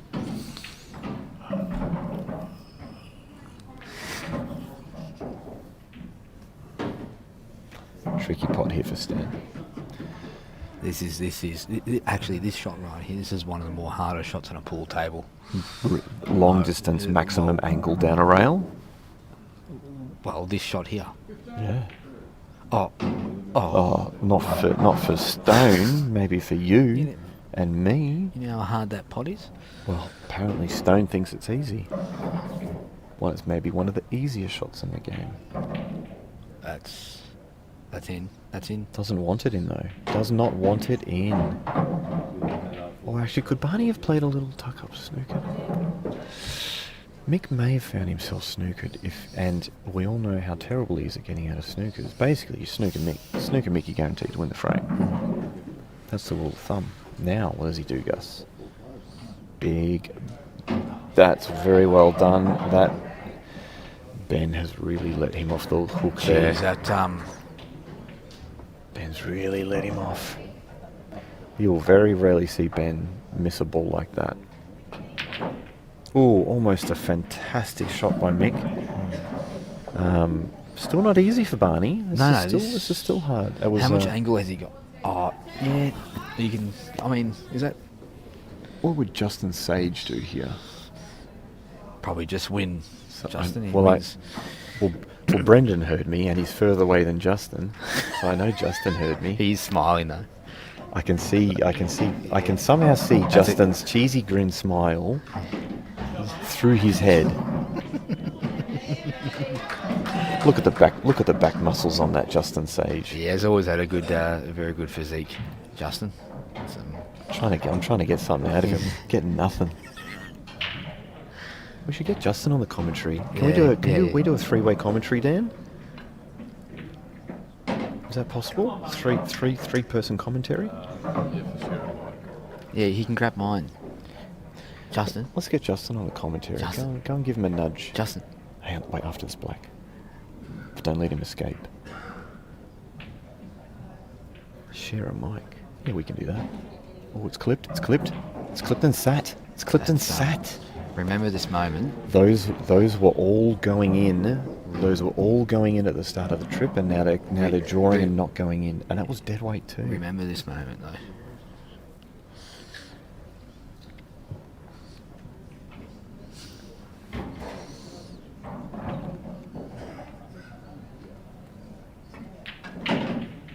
That's good. That is perfect. That's beautiful. Oh, you could not have landed on that. That's ball in hand. That's where you put it, ball in hand. Cracking break by Ben. Let's see if he can recover. Right, go and get him. No, Justin, he's escaping. You want to commentate with Mark? Commentate. Come and commentate, Justin. No. All right, let me commentate with Justin. I want to see what Justin thinks of stuff. Let's get into the mind of Justin Sage. It's very. A bit dry. Yeah, I'll have another one too. Actually, Gus, can you go get me a coffee? Do you want a coffee? No, I had to drink. Water. Hazelnut cappuccino from downstairs, Gus. While you're getting yourself a drink, of course. Have an alcoholic beverage. I need a cappuccino. You were falling asleep. No, I wasn't. So water. It's going to be ages. Gus, you've not got anything else to do. What's it called? Hazelnut cappuccino. on. Does he have to bend? Does he have to bend the mic down a bit more? Hazelnut cappuccino. That. You Like- wrap it around your ear. Let Gus do it for you. Go on, Gus. Put me on. Yeah, no, that's on. Why is it bending up so much? Ears are too big. Yeah, Oh, there we that's go. on. There we go. Gus has got the touch. All right, Sage, off you go. What's been happening? All right. So Start with that's yourself.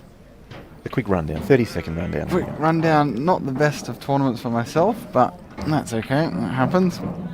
Bit of a rough start, but that's all right. It's someone else's time this tournament. That's for sure.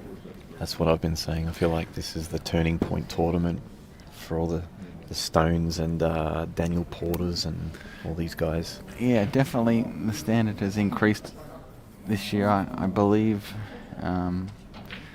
Just across the board throughout the states, it seems like a lot of up and coming talent, a lot of juniors, good to see. And mixed with these tables, the short races, it makes for a few upset and a few new sort of champions coming through. So that's what I think we're seeing right now. Do you think, because the races have stayed the same from the 7-footers to these, do you think they need to add an extra frame or two on? Yeah, I'd love to see it race to 7 pretty much the whole way through to the quarterfinals. Something similar to the world titles. First round's race to 7. I think the players, especially travelling a fair distance, deserve a race to 7. I think race to 4 in the plate is a bit of a joke. And you can't be picking Australian teams based on a race to 4 on a plate event. So that needs to definitely increase across the board. Yeah, because a race to 7 on these tables is probably the equivalent of race to 5 on the 7-footers. Like with the amount of opportunities, chances, racks ran, all those sorts of The things. rule set, yeah, absolutely. You can very easily lose a race to 4 or 5 because you went in off the break and maybe missed a ball.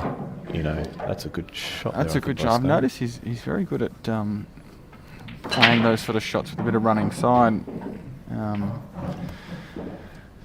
So he's just got to be careful trying to get out for his last 2 balls. You might just have to take your medicine and drop it in and play the red long to the sort of the green pocket. What do you think, Mark? Yeah, well, sometimes with the younger players, it's about the ability to close a match out. I notice sometimes, a lot of times over the years with the champion players, guys like yourself, you're very good at ending matches, you know, like just closing them out. Where sometimes the inexperienced players who are very skillful, they just lack just that finishing touch to put a match away. So just what I mean with Stone there, maybe just felt a little bit awkward. It was hard to get the pace into the ball without sort of running into those 2 yellows. And so it looks like, Twice over? yeah, he's got a bit of an off angle. I'm not sure if that red clears the black. Do you think? I don't think it is the way he's looking at it. He must be playing the red that's further away. So Yeah. he's got to hit this nice, otherwise he might go in off on either middle. So he's hit it. He's overcut it. So a few errors creeping in with Stone as he hits the sort of Home stretch. the home stretch, and it's understandable as well. It is always the hardest frames to win, the last 1 and 2 frames. Where do you find the most amount of pressure in a tournament? What stage? I think definitely even the first round sometimes is always a lot of pressure in the first round to get through, and generally they're the shorter races, which they are in this case as well. So definitely the first rounds, and then obviously the deeper the tournament, the semi-finals would be the next biggest match, I think. Yeah, I agree there. The first round and the semi-finals. Yeah. I think when you make it as far as the semi-finals, you beat a lot of good players. You feel like you want to be in that final. That's just right. playing that final match, you know.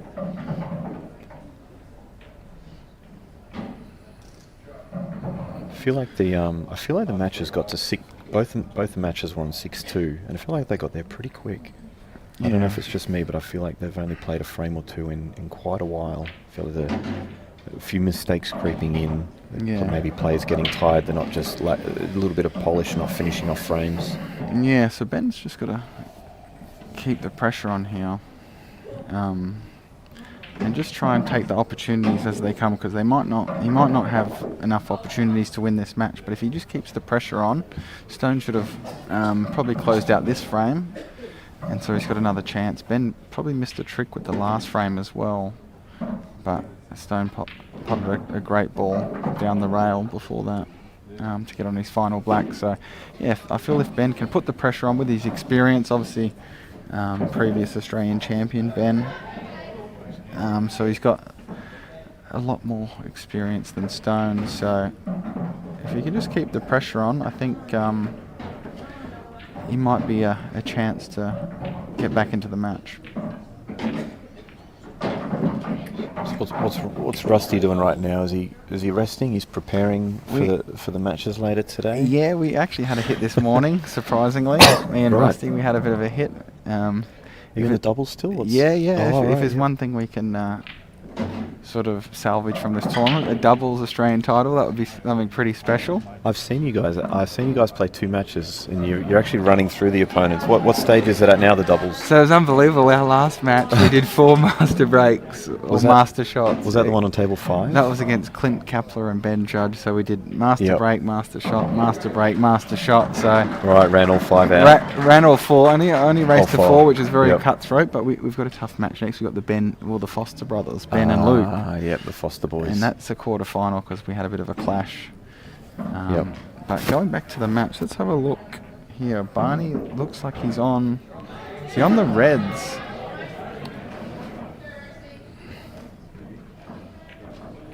We sort of pulled out of that shot a little bit. Yeah. Wow, this is very tough now for Andy. Tricky. Yeah. Long red down to the bottom left. Well, I think that's all he's got, really, isn't it? Don't see any safeties worth playing. I think you got to go. I think if you make this long red, depending on the angle on the red to the top right, it's probably just the key shot. He can sort of play it as a shot to nothing, really, not leaving Mick too much on, but still leaving chances for Mick, really. You can maybe glance off the one on the right-hand side and play the white down to the bottom right corner. He's played the middle. To the middle. Oh, that's a tough shot. Yeah. I think I didn't mind, instead of the one to the middle, I would possibly have played the red on the right-hand side of the table half ball and bring the white down to the bottom right-hand corner pocket. That would have kept things tricky. Yeah, so opportunity for Mick here to get back to 6-4 and, work his way back into the match. He might be looking on a cannon on the red here with a bit of check side, or just coming straight back for the same pocket. Yeah, nice shot. Looks like he's on that. We'll see some errors creeping in now, and he's like jumping up off the shot. Yeah, so again a chance for Ben to put some more pressure on.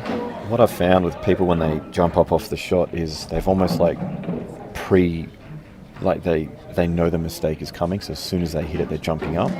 Because if you feel really good on a shot and you hit it and you believe like you've hit it good or whatever, it takes at least a second to register that you've hit it really bad, and you don't jump up off the shot. Yeah.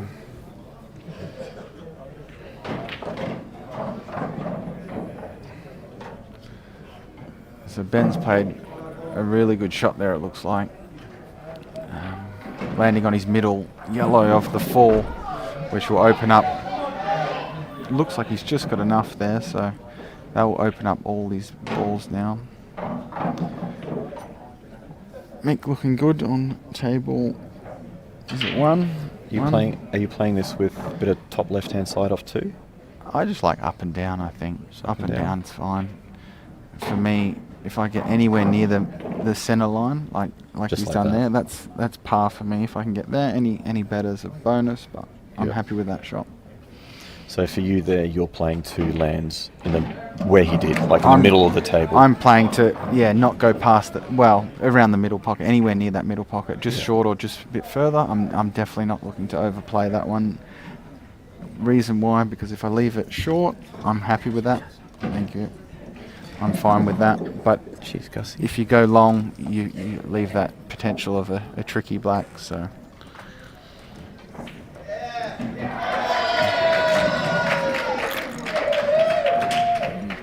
Alright, so Ben's just going to work out which balls he's going to leave last, and it looks like he's just dropping this middle one in. Yeah, Justin will take some questions. Fire away. Ask him whatever you want. Just pot the balls. Alright, who's that? I'm not sure who that is, but I'm not ask sure. away. Most of them have code names, so when they say cheeky stuff, you don't know who it is. How good would Novik final be? Yeah, it was a Novik final last time. I almost feel like sometimes Victoria's like Collingwood. Like if you're not with them, you're against them. It could. There's 4 very strong sides this year. On paper, there's absolutely nothing. Mick's gone to the cut break, and Ben looks like he's fallen out of position here. So this actually is not nice. How's he going to get back on this black? Has he got to rip it around with like bottom right? No, it's too hard to generate the power off that. I can't see a shot. Maybe off the red. And screw back to the same corner pocket. That's what he's looking at. I think that's the shot. That's the. I think off the red's the only shot. Yeah, and then screw back for the same pocket. Just leave yourself a shot, but concentrate on the pot first. And he's missed it. So, and he's gone in off maybe. Oh, he's been a bit fortunate there. The yellow's gone into just about the best spot it could possibly go into, because there's not any easy snookers. No. And it's not easy to get the white back up into that part of the table. That's actually quite hard. Do you possibly just play white to the right-hand side of the table? I think so. He's got this pot as a shot to nothing, and the white will be trickling behind the 2. So he's played it well. Very nice shot. That's a fabulous shot. So he's cued that absolutely perfect. Almost too good. He would have rather that not in now with the white where it landed, but he's in prime position now to play a good snooker. One of your fans would like to know, how long before a tournament do you get your haircut, Justin? How far into the tournament? Funny question. I probably get a haircut every 3 weeks, so I'll get it before I go to a tournament. Why didn't they ask me? I've actually cut mine about every second day. I've got the razor out. Did you get Mick to do it? Did you and Mick do each other hair? Yeah, what we do is we both sit down, we cross our legs and face each other, and we both have like this thing called a pit bull, and we rub each other's heads with the pit bull. It's quite beautiful. It's almost like I'm not sure if you're serious. Or almost like a couple of vampires. How they can't see themselves in the mirror or anything. How they need to groom each other. It's like me and Mick, like a couple of vampires. Just in case people don't know, I am joking. It wouldn't surprise me. I definitely tried that a few times, I think. We should just do that and just take a photo of it just for a laugh. My God. Sarwan, Robbo and Justin, do you like that? Oh, pop down. Do you like the new tables being used at Nationals? Would you like to see this continue for future Nationals or revert? Supremes or 7-footers, Justin? Well, I think we got no choice. This is what's happening. This is the new rule set. This is the new tables coming in. So whether you like it or not, this is what it's going to be. Personally, I like it. I think it's the way forward. If we're ever going to try and win another world title, we need to be on these tables and on these rules. So for me, I like it. The game's a bit more attacking. Matches go quicker. Tournaments go quicker. So for me, I like this. Pretty much agree. I think it's the way forward. Sometimes I do like the 7-footers because they're more difficult, and I feel like it can put my opponent under a bit more pressure. But at the same time, these are just simply more fun. They're more fun to watch. They're more fun to play on. It's the way future. So keep these tables, and they all play the same. Like whether you're playing, maybe some of the cloth is slightly more worn on some tables than others, but now you're being really picky. So definitely these tables and rules. Yep, I definitely agree.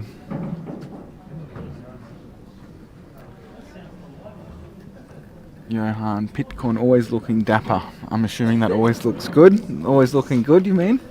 He was the photographer in the last tournament at the Pocket Series in Melbourne. Yes.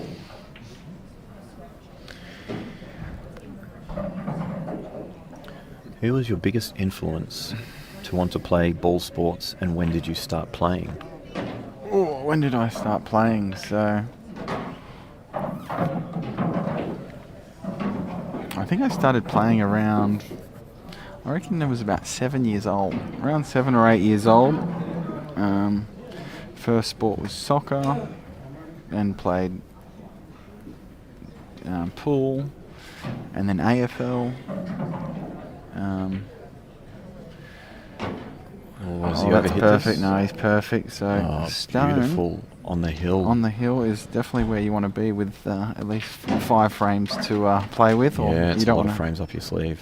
So you feel like Stone will definitely get an opportunity or two to hit the line. So first time I actually remember watching you play, Justin, was I was in the under 18s and you were in the under 12s, and it was in a shopping centre, probably in Adelaide. Adelaide, that's what it would have been, yeah. And I remember this little kid zipping around, just destroying everyone. And that might have even been your first Australian title win. I'm not sure, but you ended up, I think you won every year.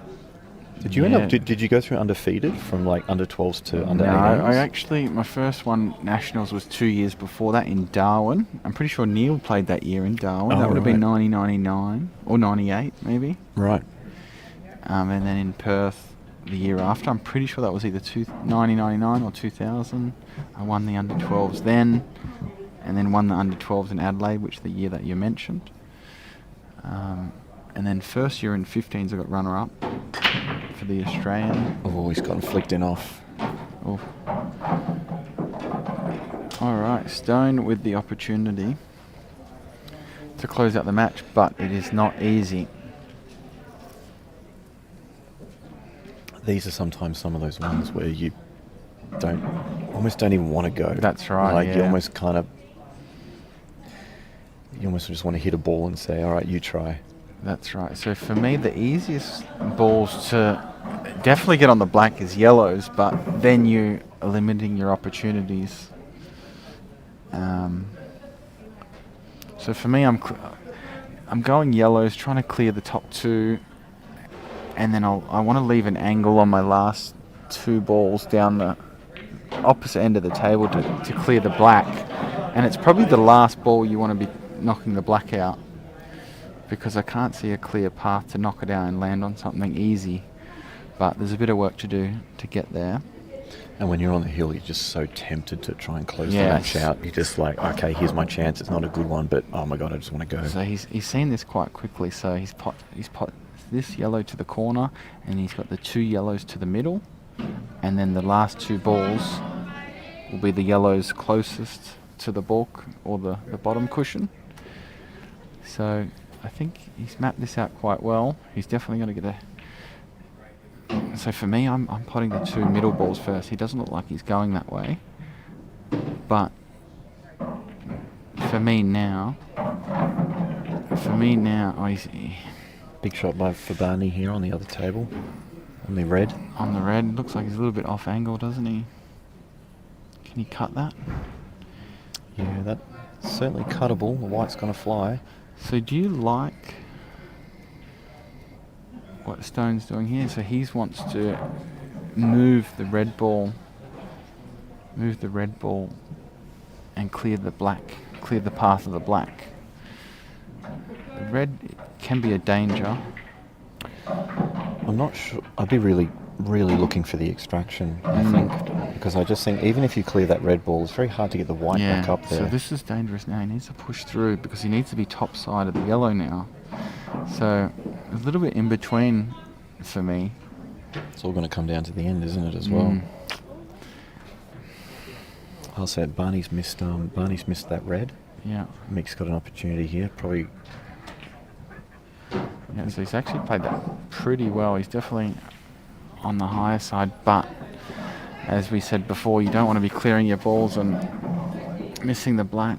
This might be a situation where you're cutting the yellow to bottom right, and even if you land straight on your last red, you're dropping it in and you're actually playing a double. A long double, yeah, for sure. You definitely want a just have a shot on it. Shot at the win.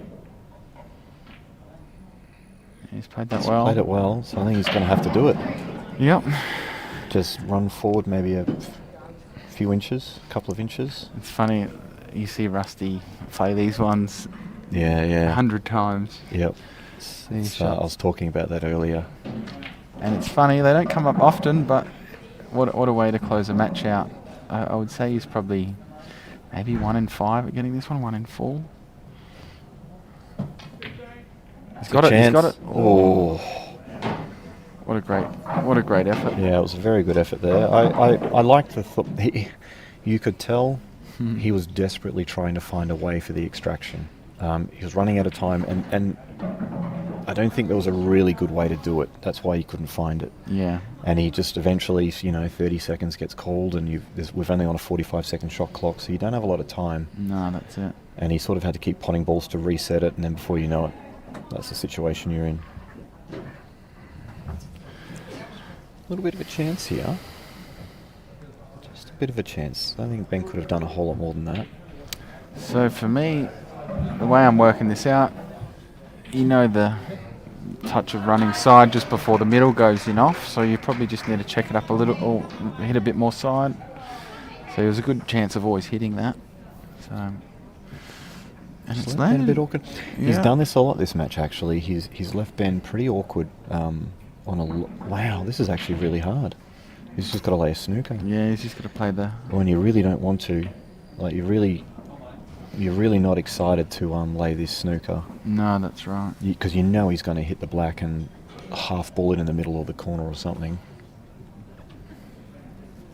And Mick's had to leave Barney a long red here.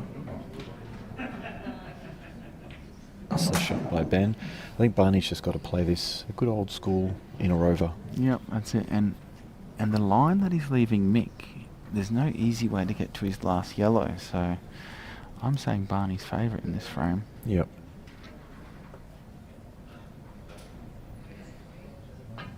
Oh, he's hit it hard. Oh.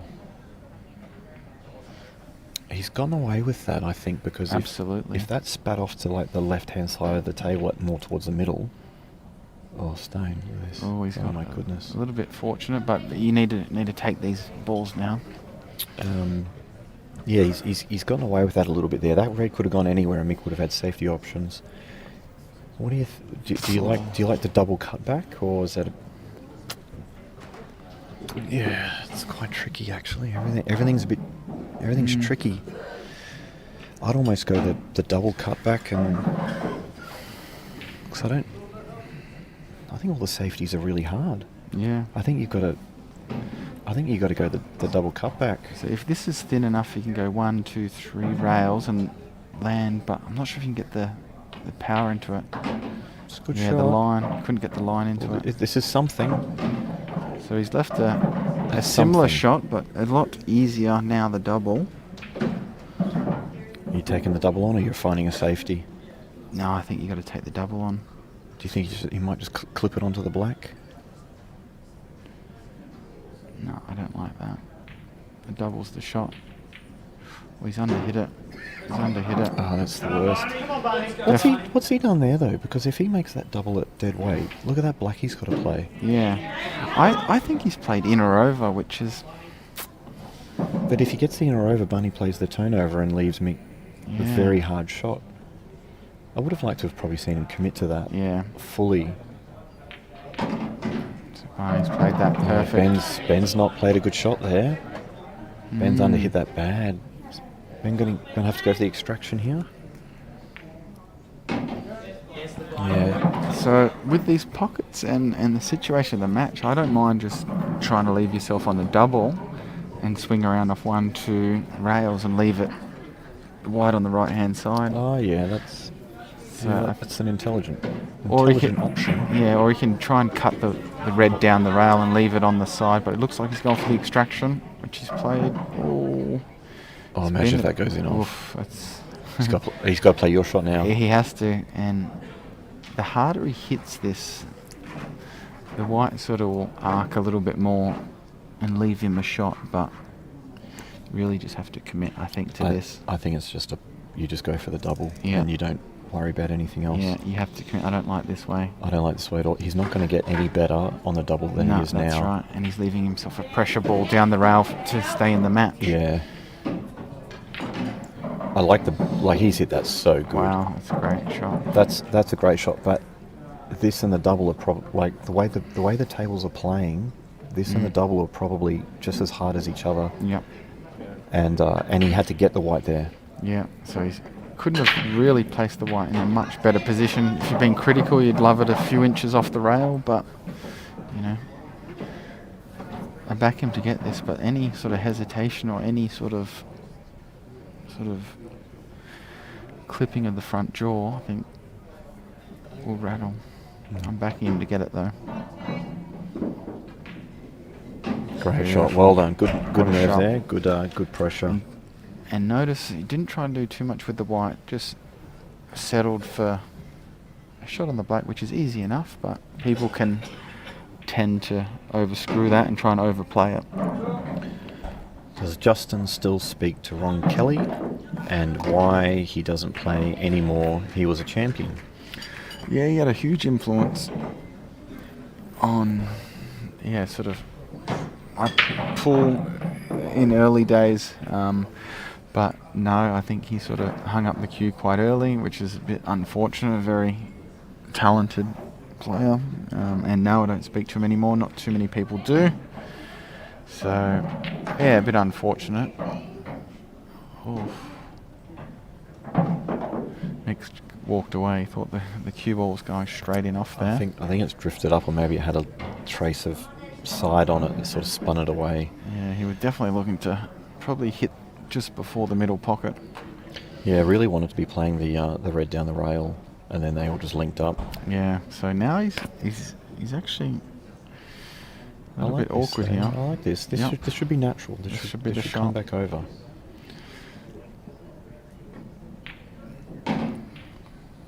See, he's hit it a little thick. If that was a little thinner, the white would have come up just another ball or two higher.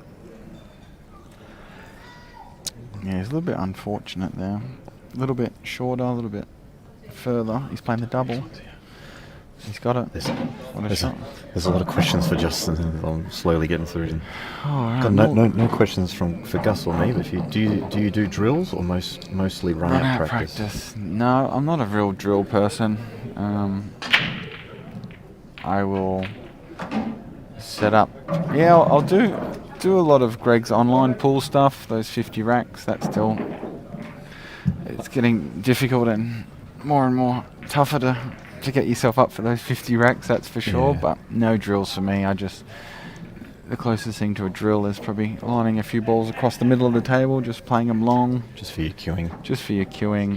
Maybe play a few shots which I've missed recently or find a little bit tricky. Shots off the rail, shots to the middle, just making sure I know those sort of lines and shots, just to keep in touch with it. Do you feel snooker players do drills because the frames are very rinse and repeat? The black's always off the spot, the blue, the pink, red's around the cluster, just under the pink, so you can actually set up drills that are routine. And in 8-ball, as you can see, every frame's a scrambled mess. Yeah, that's right. That's. Oh, you would have loved to do that a bit harder. Every frame it's going to take to cross that line, it's going to get harder and harder, isn't it? Justin, your thoughts on reducing the total days at Nationals? Yeah, absolutely. For me, there's too much going on. It needs to be reduced, and for a number of players, it's not. I don't know. It's just getting too much time off work for very little reward, it seems. I know making Australian teams great, but for me, it's not for me anymore. Playing in the world title, to do what we did sort of 2016. He's killed the black pocket. Yeah, so he's. I think with the Nationals, I think it's different for everyone. Some people have more time than others. Some people have more freedom than others. Some people are at different stages of their A-ball careers. You've got someone like Justin who's done it arguably more than anyone. And, you know, so for him, he's looking for something different out of nationals than what he got, say, 5, 10, 15 years ago. So it's different for everyone. What I do like is I do like that they're trying things. I do like that they've got lots of events. They're trying it. They're trying the tables, the rules. You know, I think for progression, you need to try new things, and then, see, that would have gone in on day 1 or 2. Yeah. You need to try things and get feedback and move forward, and that's what they're doing. Yeah, for me, yeah, the races, the prize money's not great, and the opportunity. For me, coming to Albury, you know, we've done it for so many years now, it seems, and for me, there was 2 or 3 tournaments I could have been at. The World 8-ball in Austria, playing for a top prize of 75,000. That definitely gets me up and about to, you know, to get me keen to practice and go away. And that just goes to show the example of different goals for people. You've got people out there who are aspiring to make their first Australian side, or just put on their state shirt for the first time. But, you know, remember, some of us have been doing this for, like me and Justin, 20 years now.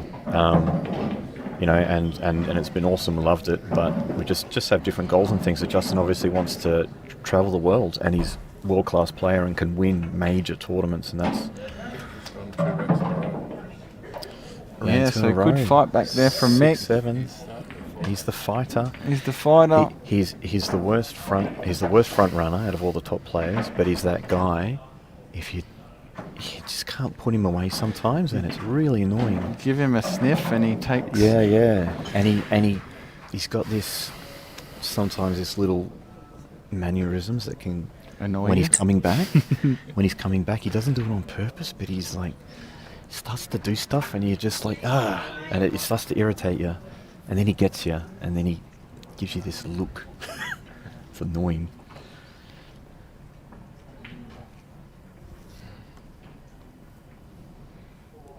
And he's been annihilating the pack, actually. It makes me wonder why he does the cut break. Watch this break from Andy. Cabamo. Did he pot one? Did one go? He's actually been really unlucky off the break this whole match. Oh, hang on, look at this. Oh, my God. This has happened constantly. Wow. He actually has been pretty stiff off the break by memory. And wow, for me, Mick nearly goes favourite for the match here. These are... with momentum. These are not... I wouldn't say unmissable, but these link up really, really well. Are you trying to... You got to deal with this bottom one, don't you? A little bit loose there, do you feel? Do you think you could have structured that a little bit better? Yeah, for me... He's actually got really lucky. He has got really lucky there. Yeah. For me, the left side of the table, I don't think he needed to move anything, but I couldn't tell 100%. I thought that yellow went. I thought that yellow went without any movement, but he's seen it a lot different. He's got a nice outcome there, and just needs to be careful here. Looks like he's going rail first, just so he can clear that red. So he's got to be careful here. I like rail first. It looks like it's a little bit thick. Yeah, I just thought he was aiming a bit thick there, and that's a really, really careless error from Mick there. He had a great chance.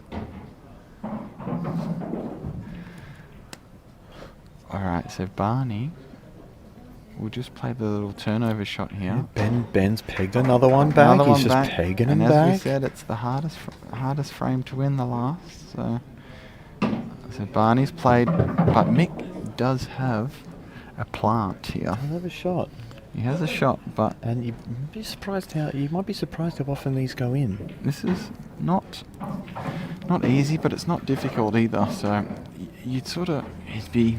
Do you reckon the yellow knocks in the other yellow on the other side of the table? Nah, he won't hit it that hard. Oh, he's missed that by a fair margin.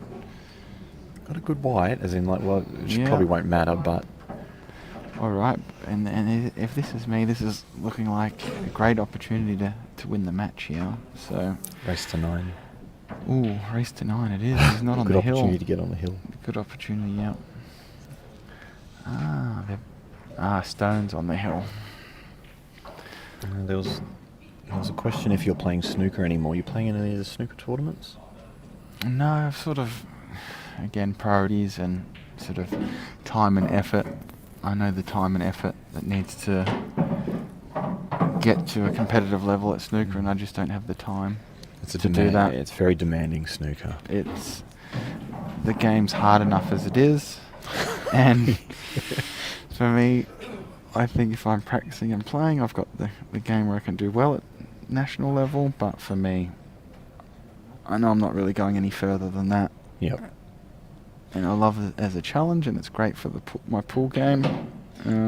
I suppose someone like yourself with your experience and ability to win, is if you're playing all the other games, if you ever wanted to play a snooker tournament, maybe a couple of weeks out, you can get on a snooker table for 10 or 20 hours and at least be a little bit of a chance. It's a good break there by Ben. Oh, he's gone dry. People have struggled to get balls in. I don't know what I've seen over the last week or so. People are struggling to get balls in. Yeah. All right, now Stone has a good opportunity. Yellows look like the balls. Justin Jeez, Robert. He called 15 quick there. Oh, that was on the other table. Justin Robert, do you reckon the European countries will bring their strongest sides worlds next year? Well, just for a fact, of course they won't.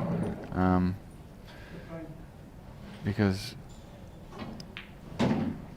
it costs anywhere between $5,000 and $10,000 for a trip like this. So Very for expensive. me, it's, demanding, expensive. If you think about Australia, we in respect to all the players, like we probably send our strongest side once every 3-4 years, because it just costs so much. That the same guys who have made the Australian side so many times over the past 15 years or so, it's just too expensive to keep going over there time and time again. Absolutely.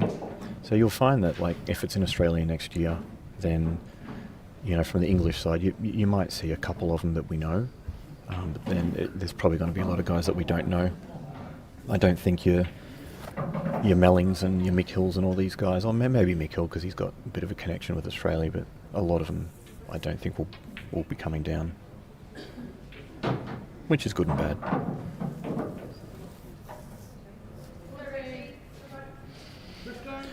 Jamo says congrats on the wedding.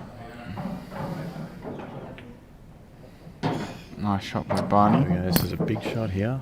So he definitely wants to try and play the skill shot here. I don't like... Is it hard cutting across it definitely half ball? is. I feel like it's really hard. I always feel like you've got to play this long one and try and land straight, and then you can get into it. I'd be playing the long ball now. So Stone's just trying to play a containing shot there. Yeah, he's playing the right shot. Oh, he struck that beautifully. Great shot. What a shot. Really good shot. He probably hasn't landed on the best angle, but maybe you just try and drop it in and roll the white forward a little bit. Nice shot by Ben there. A lot of people will talk about backspin and topspin on these. What is more important is actually the pace. If you hit it too hard, what's going to happen is the red's just going to slide across the table. You need it to be rolling forward by the time it hits the yellow. So you can't hit it too hard, but you also need it hard enough that when it hits the yellow, it goes in as well. So what's he looking at now? Is he looking off the... I think he's going to soft screw it and have a thin cut. So I think he's going to soft screw and then have a thin cut to the same pocket. This is a hard shot. This is not easy. Stone just got in off the other table. Great shot. Nice shot by Barney. That was a lot harder than what it... If that looked easy, it wasn't. That was a fabulous shot by Barney. And Ben has ball in hand up on the other table. Been a little bit fortunate. Stone with where his yellow's finished up, so Ben will need to play an extraction.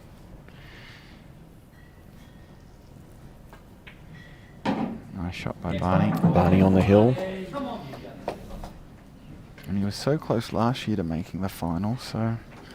Justin, I know you're interested in this one. How much prize money for first for this tournament?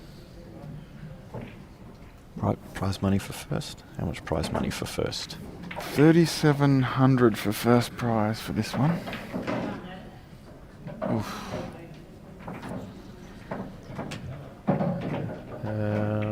What cue do I use? I use a Remo cue from Melbourne. Makes a good cue, so that's what I like.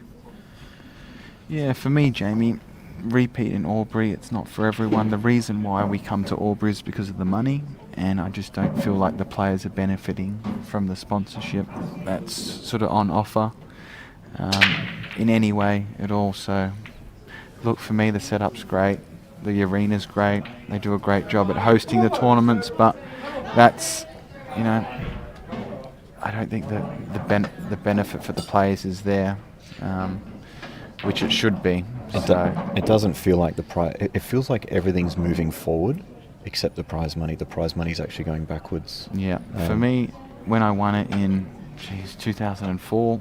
So this is almost 20 years ago. I should have received 5,000. I received half of that because I wanted to focus on school and doing my exams, so I chose not to go to the world titles, understandably, and the AEBF took $2,500 off me. So for me, that's just, it doesn't sit well with me since 20 years ago. So for me, that's, you know, doesn't sit well, and it's, I don't know how they can do that, but they did, and apparently the money was used to go towards the Australian team. So for me, that doesn't sit well at all, and last year winning at 3,700 again. I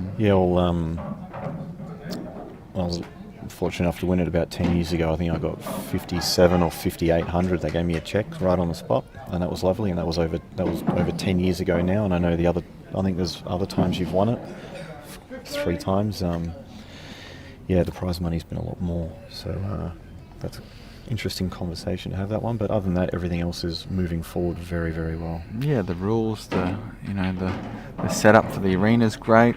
Good chance here for Ben. Yeah, Ben. Peg back one more. One more. Barney's got an opportunity, but it's a very tough opportunity. And he's nearly in one of those positions where he's got to go for it now too.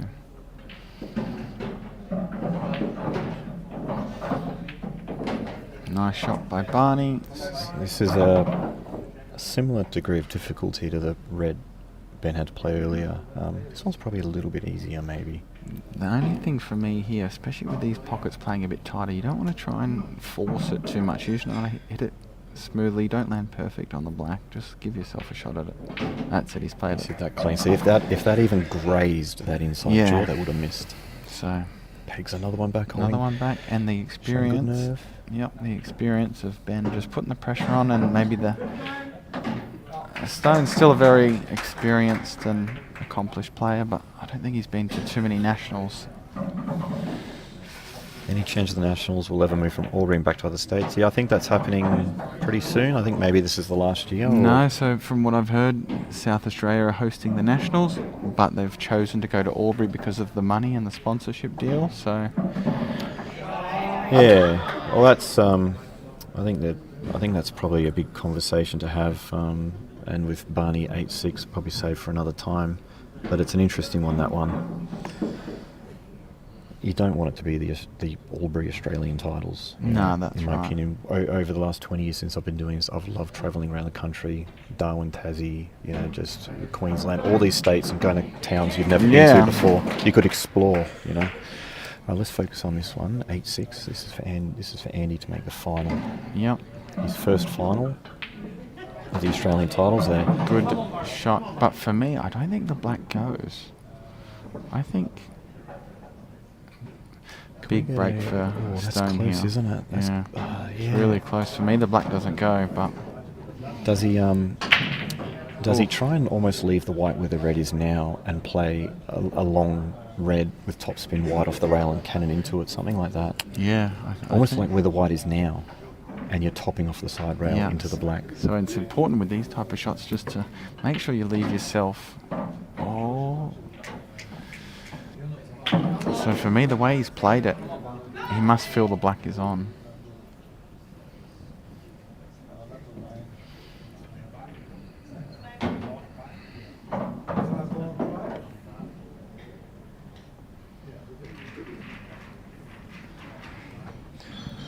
you think he's a bit stuck here.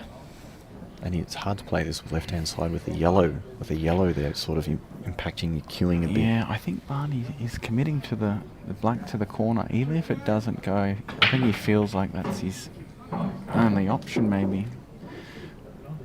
Hoping it's a double, maybe a double. Double into the same corner as red's going now.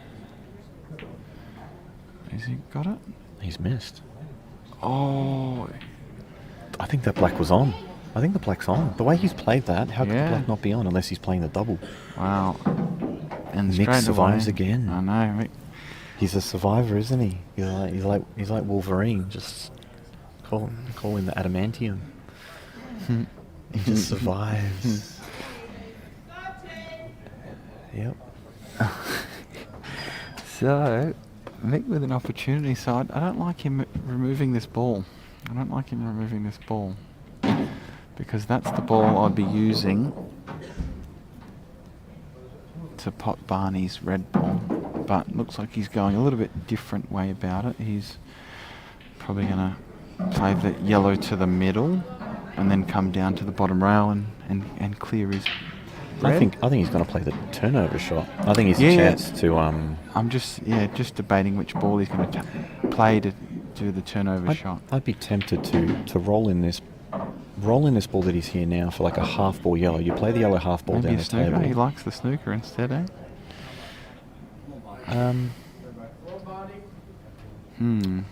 Well, what happens if he gets ball in hand? I don't know if he can do a lot, or because the out's difficult with that yellow on the side rail.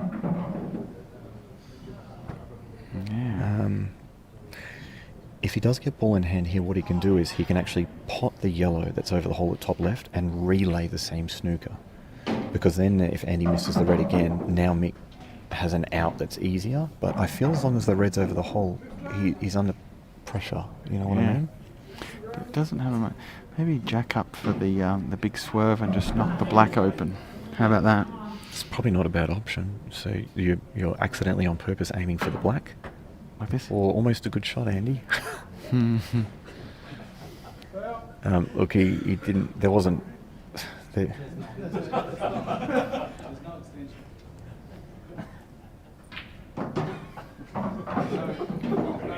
Oh, Ben's played a great shot there. What a great shot. And now we're going to hill. It's unbelievable. So I don't know what's happened on mixed table. Something about an extension or something like that. I don't know. Barney jokingly asked for an extension and the umpire goes, extension? Oh, yeah. Oh, he's a sweetheart, this umpire. He's... All right. What do you do? What do you do here, Justin? What do you do here? Because this is the position where on yellows you feel like you're in such control, but how do I finish this frame off? So for me, I pretty much put the white where Mick's placing the white, and then potting his red, and trying to snooker him behind the two yellows near the right side. So just trying to run the white ball up. But what if you don't get the snooker and then Andy just clips the black out and leaves the white safe? Now the black's out in the open, you've got this bad yellow on the side rail. Because you got that ball there. What I don't like about this is I just don't like those two yellows up the top left. Does this half ball off the yellow into the bottom right? I don't think so. It's too thick. You think it'll go too high? Yeah, I think it will go too high, but he's got to give it a ride because one good shot and you're in the final. That's it. Like, do you just smash this? You know, like, or do you just try and leave the black in a position where you can pot it if need be? Yeah, just maybe he's gonna put the yellow on the side rail. Now he's gone full-blooded at it. Trying to get a bit lucky. You want the black to stick on the side rail. It's not bad at something. Not bad. Jonesy, you guys are complaining about the prize money when I won the Australian singles in 2000 and never got a cent. Well, Jonesy, that's because you beat 7 people. Okay, bud? Just relax, bud. Who taught you how to cue a ball, Justin? Who taught you how to cue a ball? Well, hang on. He's trying to play the extraction there, I feel. You try to give it a bit of a bump. Oh, he's got. Oh no, he's gone dry. He's gone dry. Oh wow, it Let's looks. don't. You know what? This may sound. Could be a blessing. Yeah. All right. I'm going to do one of the. I'm sure Stone's mum won't like this, but this is actually nothing to do with Stone. But this person at the table has struggled to close this match out. He's probably going to keep digging because now he thinks he's got this one more chance. I've seen a really clear path to out. If he can put this bottom yellow, he clears the black. He clears the yellow near the black to the middle. Oh, yeah. And then they all link up. They do. Opposite middle. But 8-all. Yep. Very, very dodgy. And just sometimes to get the easy end, your opponent has a go, doesn't make the out, and then you've got the easy mop up. Yeah. This looks like an easy ball for Mick, but on these, the way they're playing, he's on the wrong side. Does he have to play this with top left? Oh, so Stone's missed Stone, that's what I mean. He's just struggling to finish off. And do you think Ben now just goes that exact route that you're talking about? Yes. Just taking it over. I think so.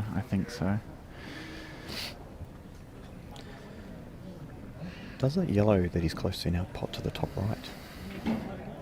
And does Mick have to play this with top left? Oh no, he's going to double. I reckon he's playing the safe. The double and shot to nothing. I like the double and shot to nothing actually. Oh no, that's okay. That just backing himself. I'll tell you what, this is a tough shot. Your tournament life is over if you miss this ball, and if you get it 7-8. Nerves of steel moment. Ben's taking an interesting ball there. He's got it. He's played it away.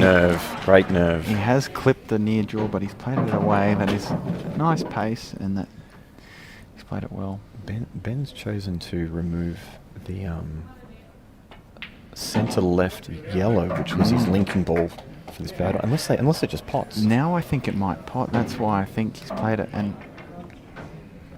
he's come a little bit far. But maybe he can. Can he nudge into the black? Can he hold?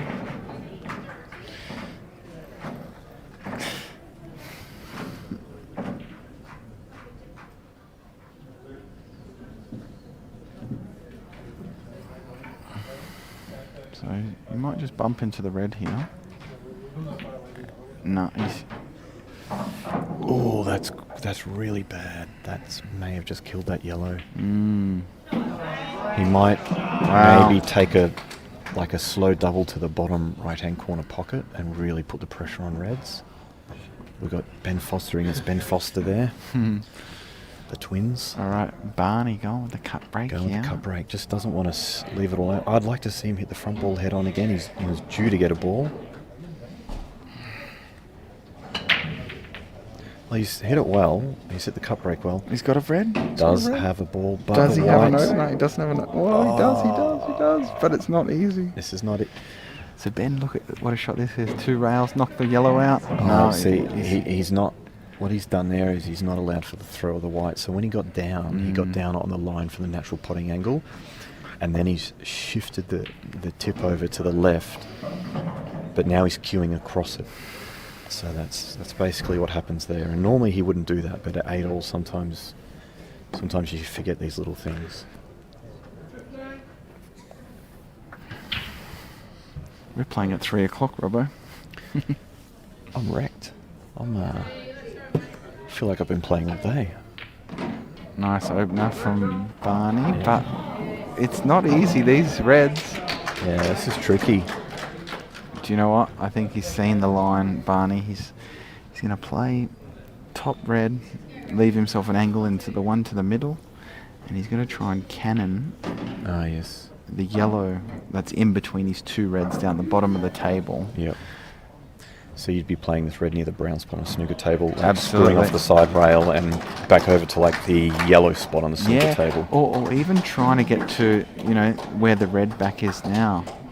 Just focus on the line you need to focus on. Don't worry about getting the white too much back and across. But it can be on the it can even be on the rail or something. That's right. As long as you're getting that right line.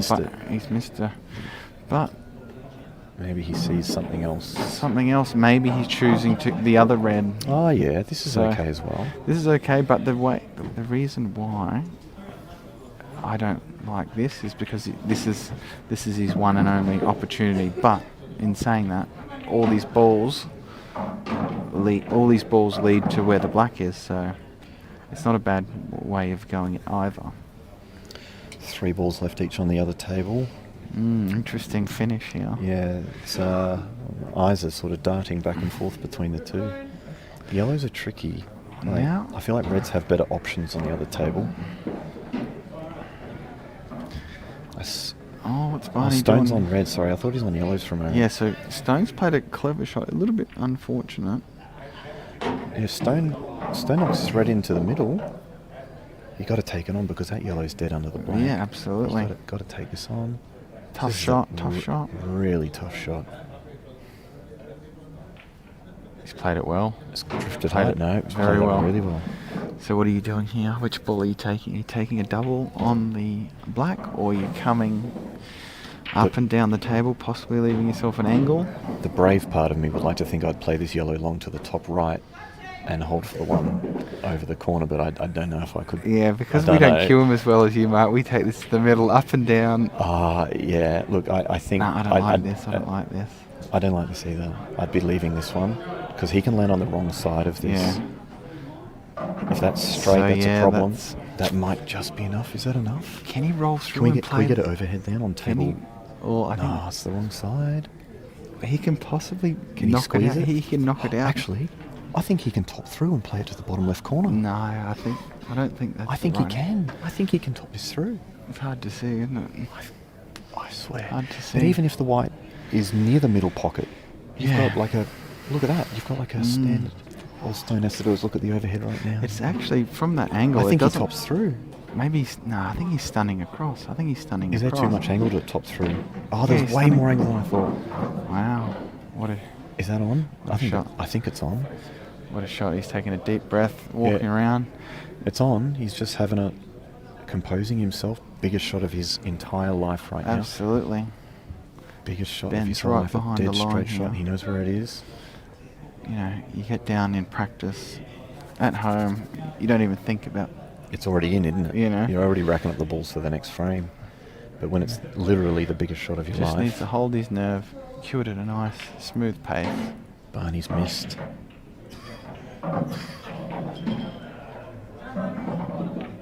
He's got it. Well done. Great match, boys. Well done. Both of you be very proud of yourself. Teammates into the final. Very talented young player. Well done, Stone. That was you back in the day, Justin. Yeah. Remember that feeling? Great young kid, Stone. I remember him. Does Barney have the double plan here? Does he have the plan and just go for it? Does he have any other option? I don't know if he's got any other option. I think he might just have to go. This is a good chance to go 8-all as well. I think he might just play in a sort of a safety, or he's trying to knock his mix yellow in there. So Mick, this is a huge opportunity for Mick here, but nothing's ever easy with the scoreline like this, so he just needs to be careful. Might see if Rusty wants to just jump on towards the end here. Give me a quick little break. I'm gonna pass this on to Rusty. I've been on this thing since 9 AM. Home stretch. Hang on, we'll see if Rusty wants to jump on.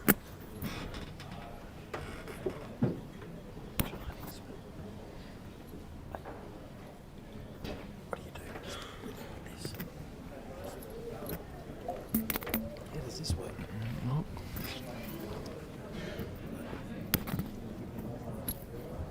Shit.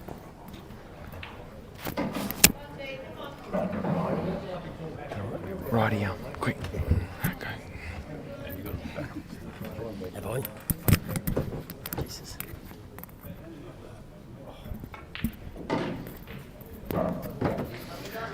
Alright, Mick is looking to go out here, which is...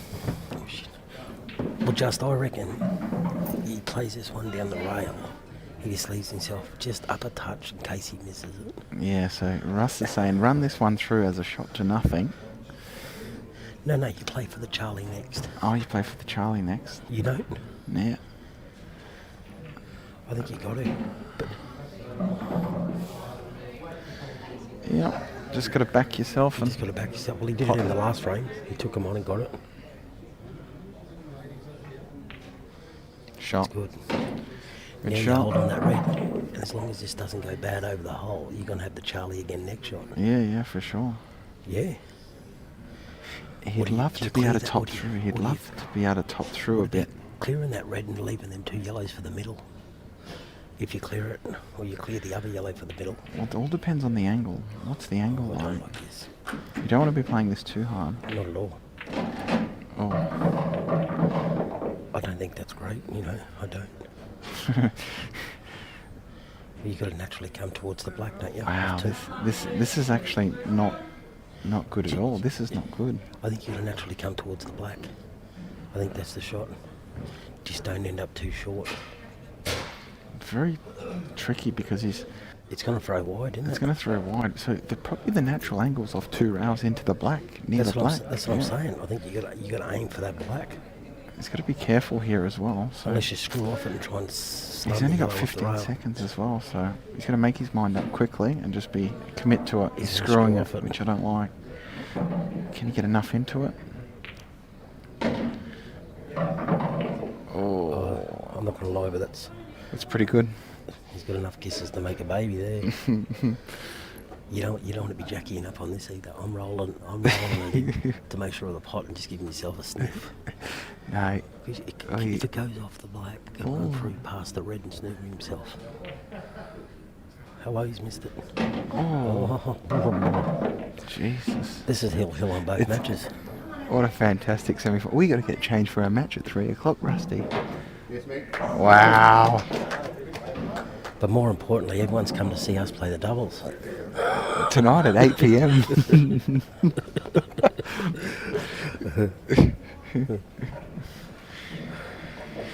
Both matches had their twists and turns. Who's break? It's Mick Scerri's break. So Barney's opted for the cut break in the last frame. Oh, he's So now it's Mick's break. Well, Mick's got all the momentum at the moment, hasn't he? But the thing is, when you got momentum, you can also cut your own neck. How long before we play? We've got 30 minutes until we play. I can't see it being a 30-minute frame. Are we upstairs here, I Justin? think we're downstairs. Table 18, 19. If he wasn't there, I was hitting you with far more momentum. 8-all, bottom of the ninth, all bases loaded. I tell you what, before I come here, I remember seeing that Stenhouse when he was about at Snooker World on the Gold Coast when he was about a 13, 14-year-old kid. Then I seen him next over at the Western Nationals, and he was a couple of years older. And I said then, when I first seen him, he probably had the most natural ability out of all the juniors. Him and young Jaden, I thought were good over the queue, but I actually think this young fella's pretty special. So he showed a lot of bottle to get over the line versus Benny. That's right. He got a huge lead, 8-4, and Yep. you know it's always Benny the hardest turned match, always the hardest frame to win, especially in a semi-final of Australian. That for me is the hardest match. Well, he won the Australian Black Ball, so he's going for back-to-back in the calendar year. He's going for the double. Mate, no one's done the double. No one's done the double. He could be rewriting history here. Good young lad. Good kid. And it's 8 all, 8-all. mate, yep. It's 8-all. We've gone hill. 8-all. Both boys are going in to decide if they do a deal. One can get one half of the trophy and the other can get the other half. No. Roy says no, he's already getting the top half of the trophy. Shut up, Rusty. You got enough of it, mate. You don't need another. Mick is going for the 3. Did you win the plate, Mark? In the final. He's Who in you the playing? final. Yeah, me and Mick are in the final against... Really? Me and Mick are in the final against Luke Anglesey. I need him to square up the legend. Hasn't he played some good pool this week, Luke Englesey? You know, it's funny, Luke. Every time I've watched Luke, he's chopped up. And then every time I'm watching him play somebody else, he played like a genius. My match, I was a spectator 80% of it. Yeah, well, there you go. But whenever you talk to Robbo, everyone runs 7 racks against him. Well, I think that's what you got to do to beat Rob. That's what he keeps saying, and I keep telling him it pisses me off when he says that. I've seen against everyone else. Well, I think Mick just puts the fear in everyone, and that's why Mick just gets through the matches, and they don't run racks on him. Here we go. Here we go. Big break He's here. not a nice guy. What Big break. What Big price break. the middle? What No, price the middle? no, he's hit It's that well. a He's cracking hit that well. break. He's got, Needs- he's yes. got a red. He's got the black. He's got the golden break for the win. No, he doesn't. Look at these. Look at these.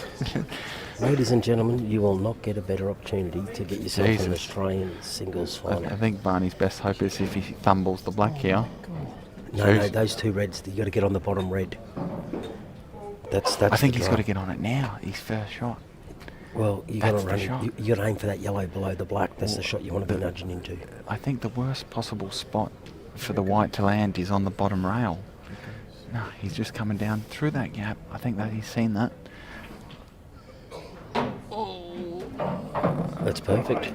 It's absolutely perfect. I'm not going to lie to you, but you want to get on this one next. Well, You got to check this up and get on it next. I don't think it's that bad because I think he can use the ball to the middle. I think that's his last ball. What, this one here next to it? Yeah, I because can't have it. because you roll that one in and it's just a cut off and on the rail. I'd rather be having the tap in middle than Yeah. the last shot.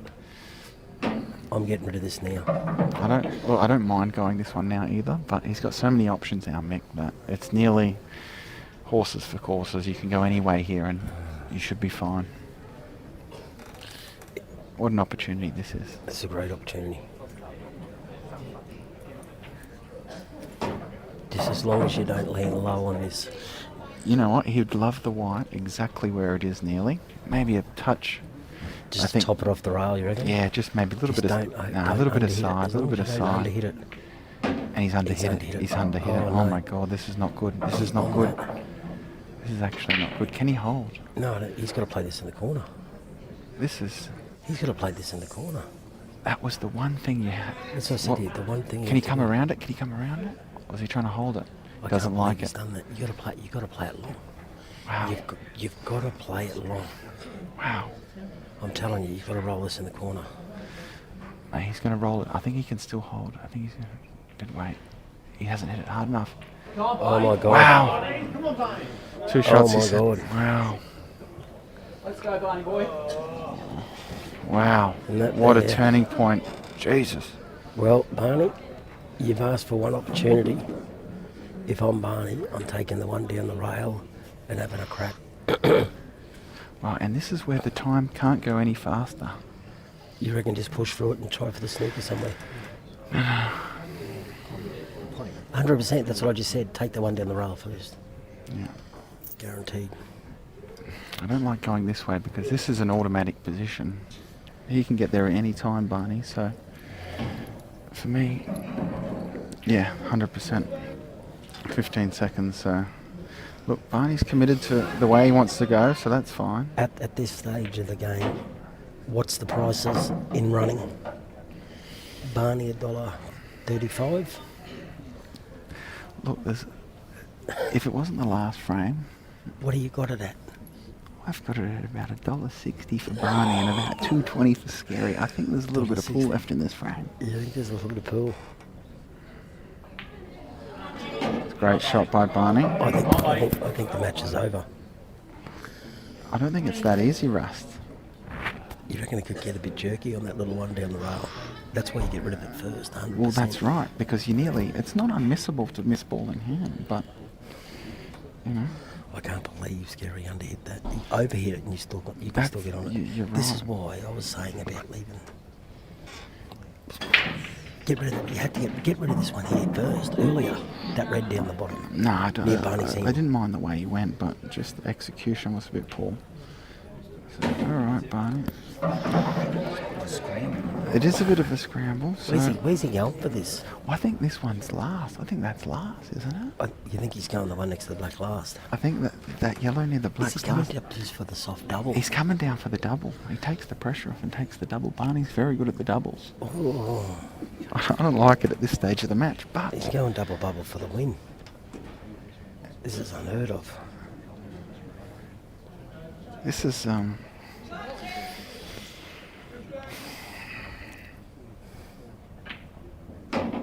That's perfect.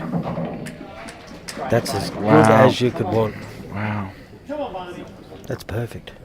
He's got to take the double now. Have to. That's dribbles. And He does could actually pot the other one and knock that out if he wanted to. no. No, he's got the double.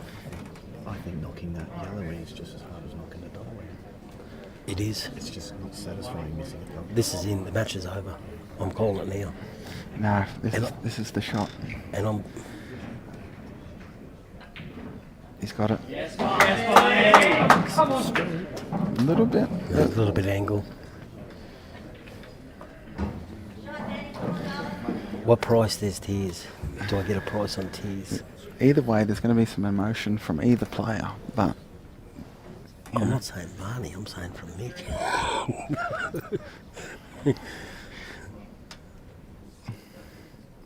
he's going to punch this in. You want to be as close as you can. It's as good as he could have made. It's as good as you can get. And does the black go into the goes corner? like Does having it a go? squirtle. Yep. So it looks You like fit he's the Mack truck in there. so Andy Barney boy.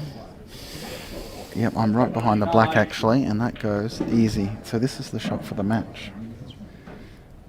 Cue this one in. Yes, Barnett. Wow. There's your Australian final for this Wow. 2023 Stenhouse. Mick had 1 foot in the There's final Andy Barnett. for the black. Great match, guys. Well done, Andy Barnett. Well done, buddy.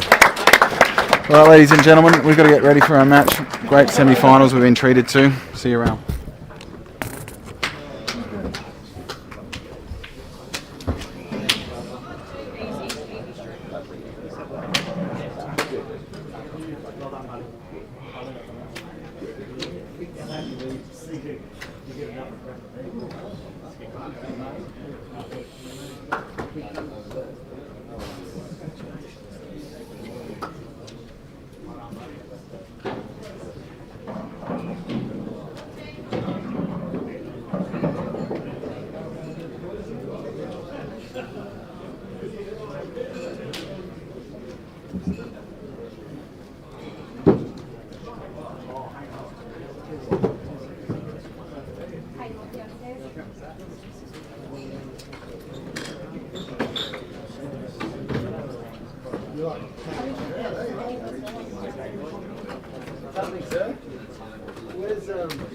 Sure. You've got to be filled. See the scores? What happened? $2? Yeah. What happened? 153 they got. Barn the deal up.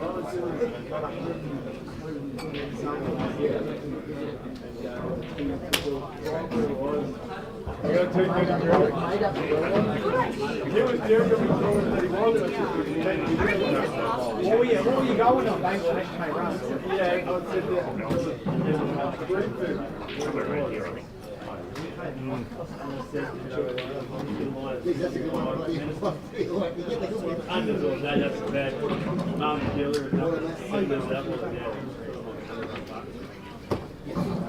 Go the $2. Go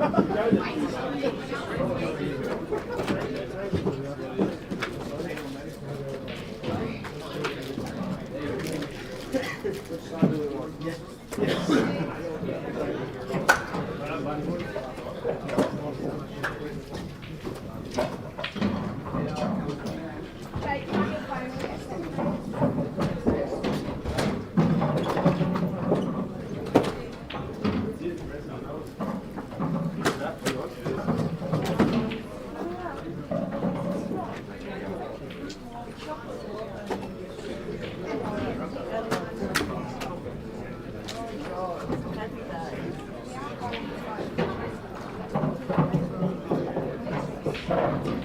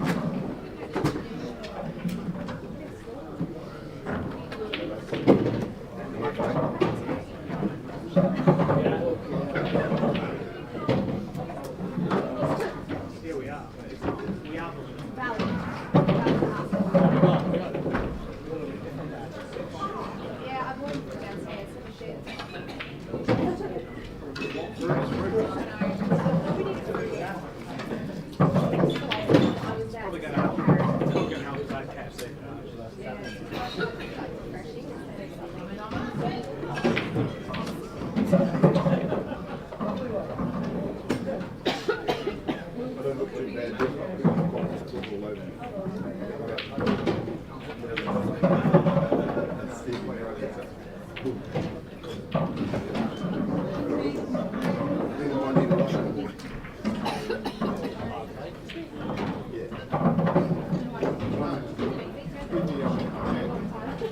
Do I like Marie?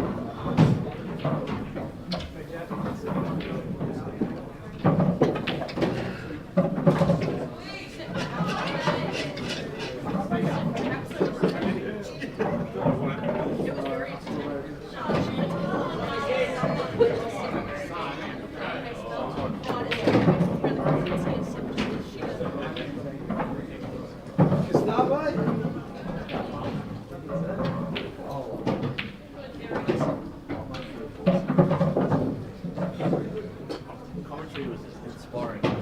Good, very good for you.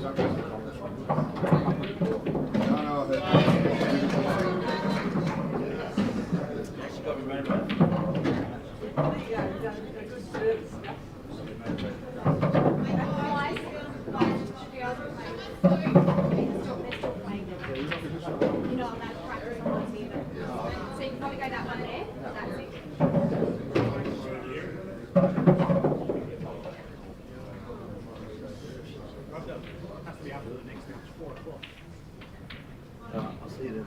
We have a meeting. I think we need to do something because Longbow just wants to change, so he's up first.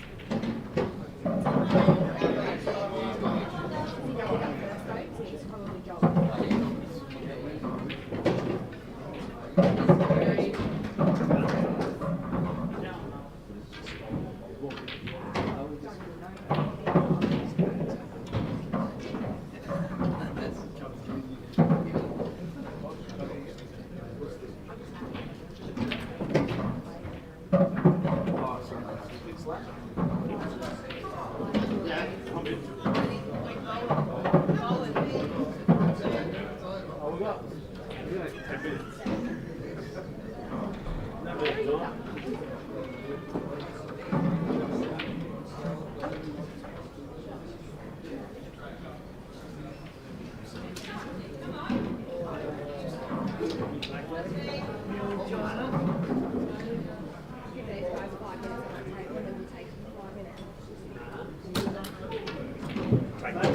Taking all breaks off you tonight. I don't blame you. You already have. You're only give me 2, not 3. Yeah, I know. Shit racket, shit racket. It's not a shit racket.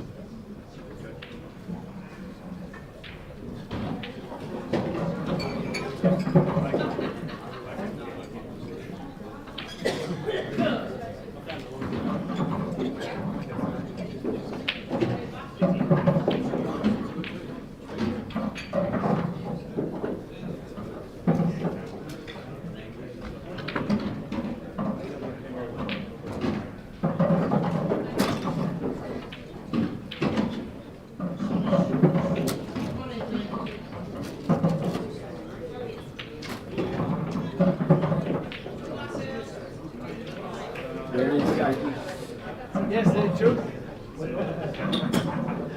outside of the left somebody. Everyone. No, everyone's got a song. They wanted the whole team.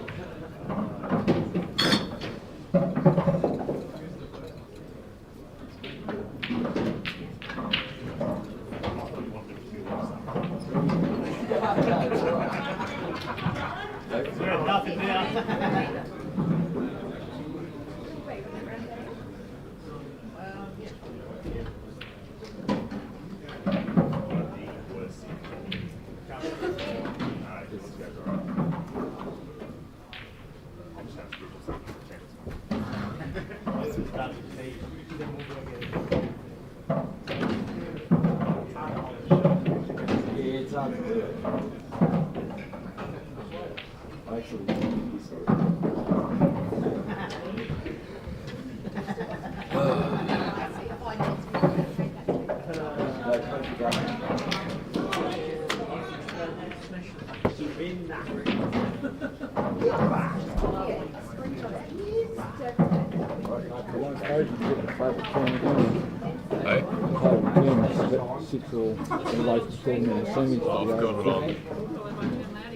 I've got on the ladies.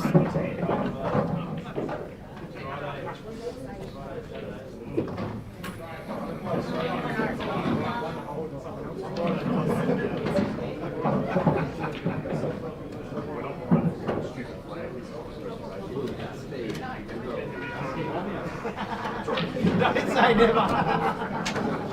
There you go.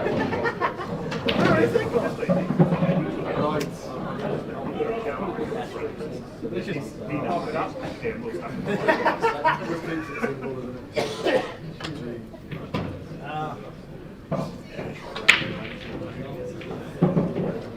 How do we open? We just drew stuff at the start and then we just let it go. Yeah,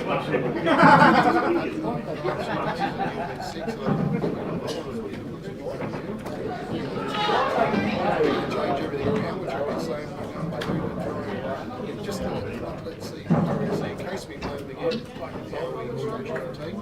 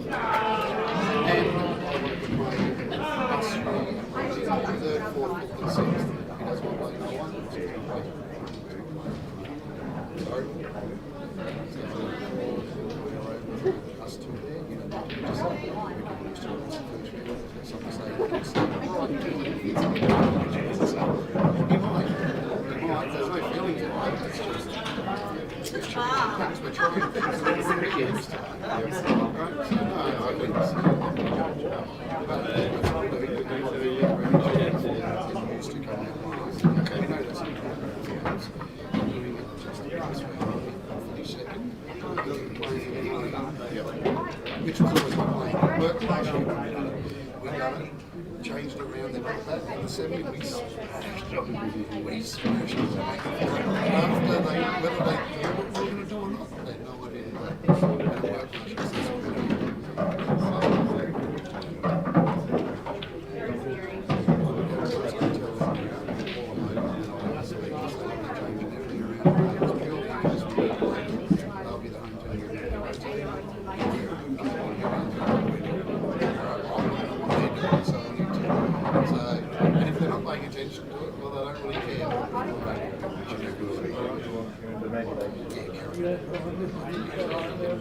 Running a lot out of it.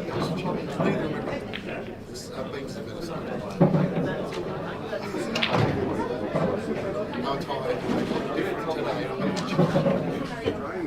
I struggled against this.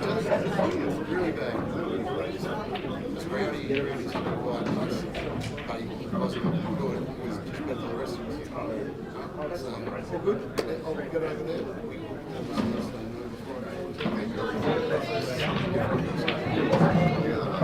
All right?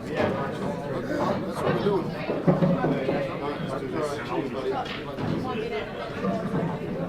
Come on, Ramona. Come on.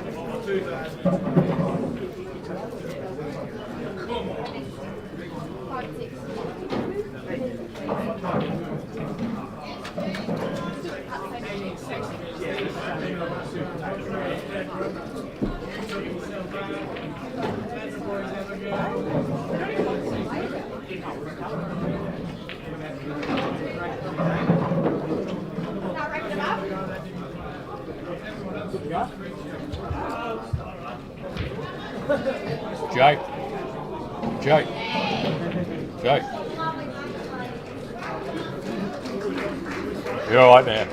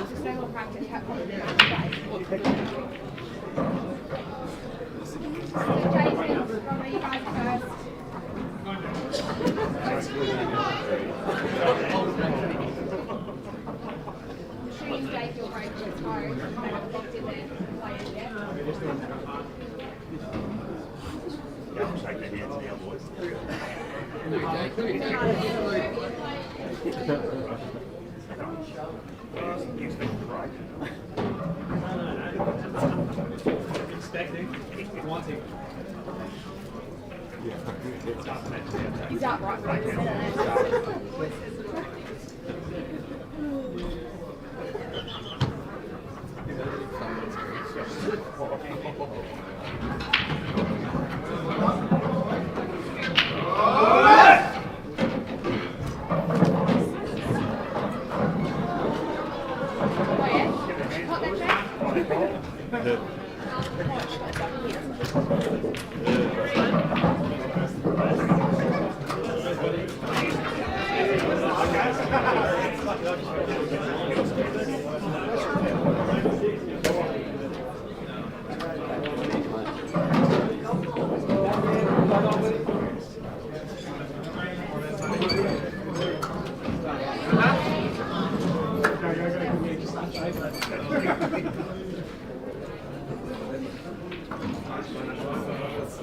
Come,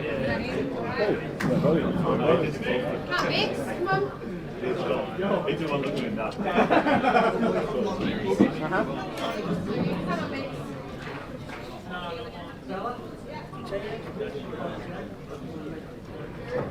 Come on, Mix. Big start, boys.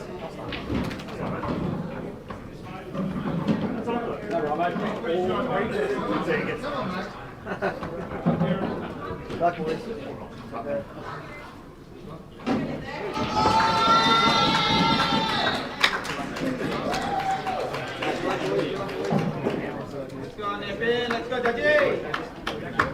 Go, everybody. Come, boys. All the way out.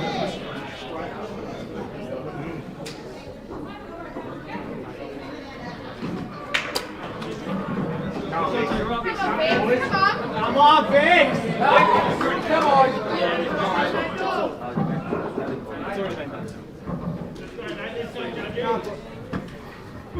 Come on, boys. Big start, come on. Just a little 60, boys. Come on. Let's not connect to me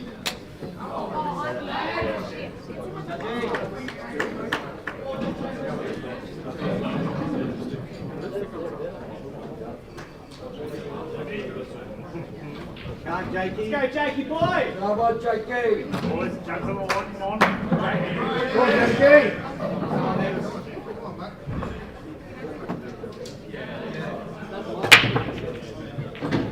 Oh, nice. Go on, Jakey. Go, Jakey. Go, there, go!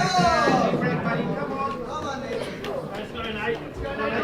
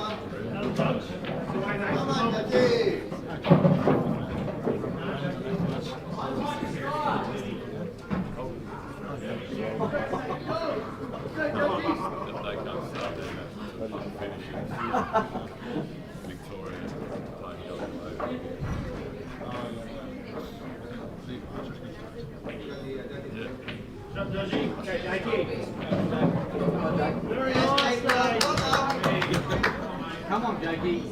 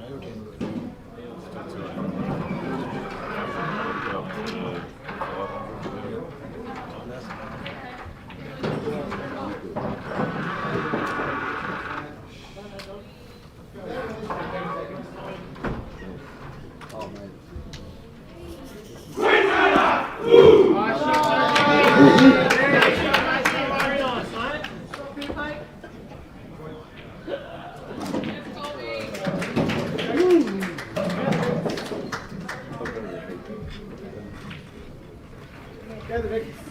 Well done, Dan. Come on, Karen. Let's go, Karen. Let's go the Vic. Come on. Right.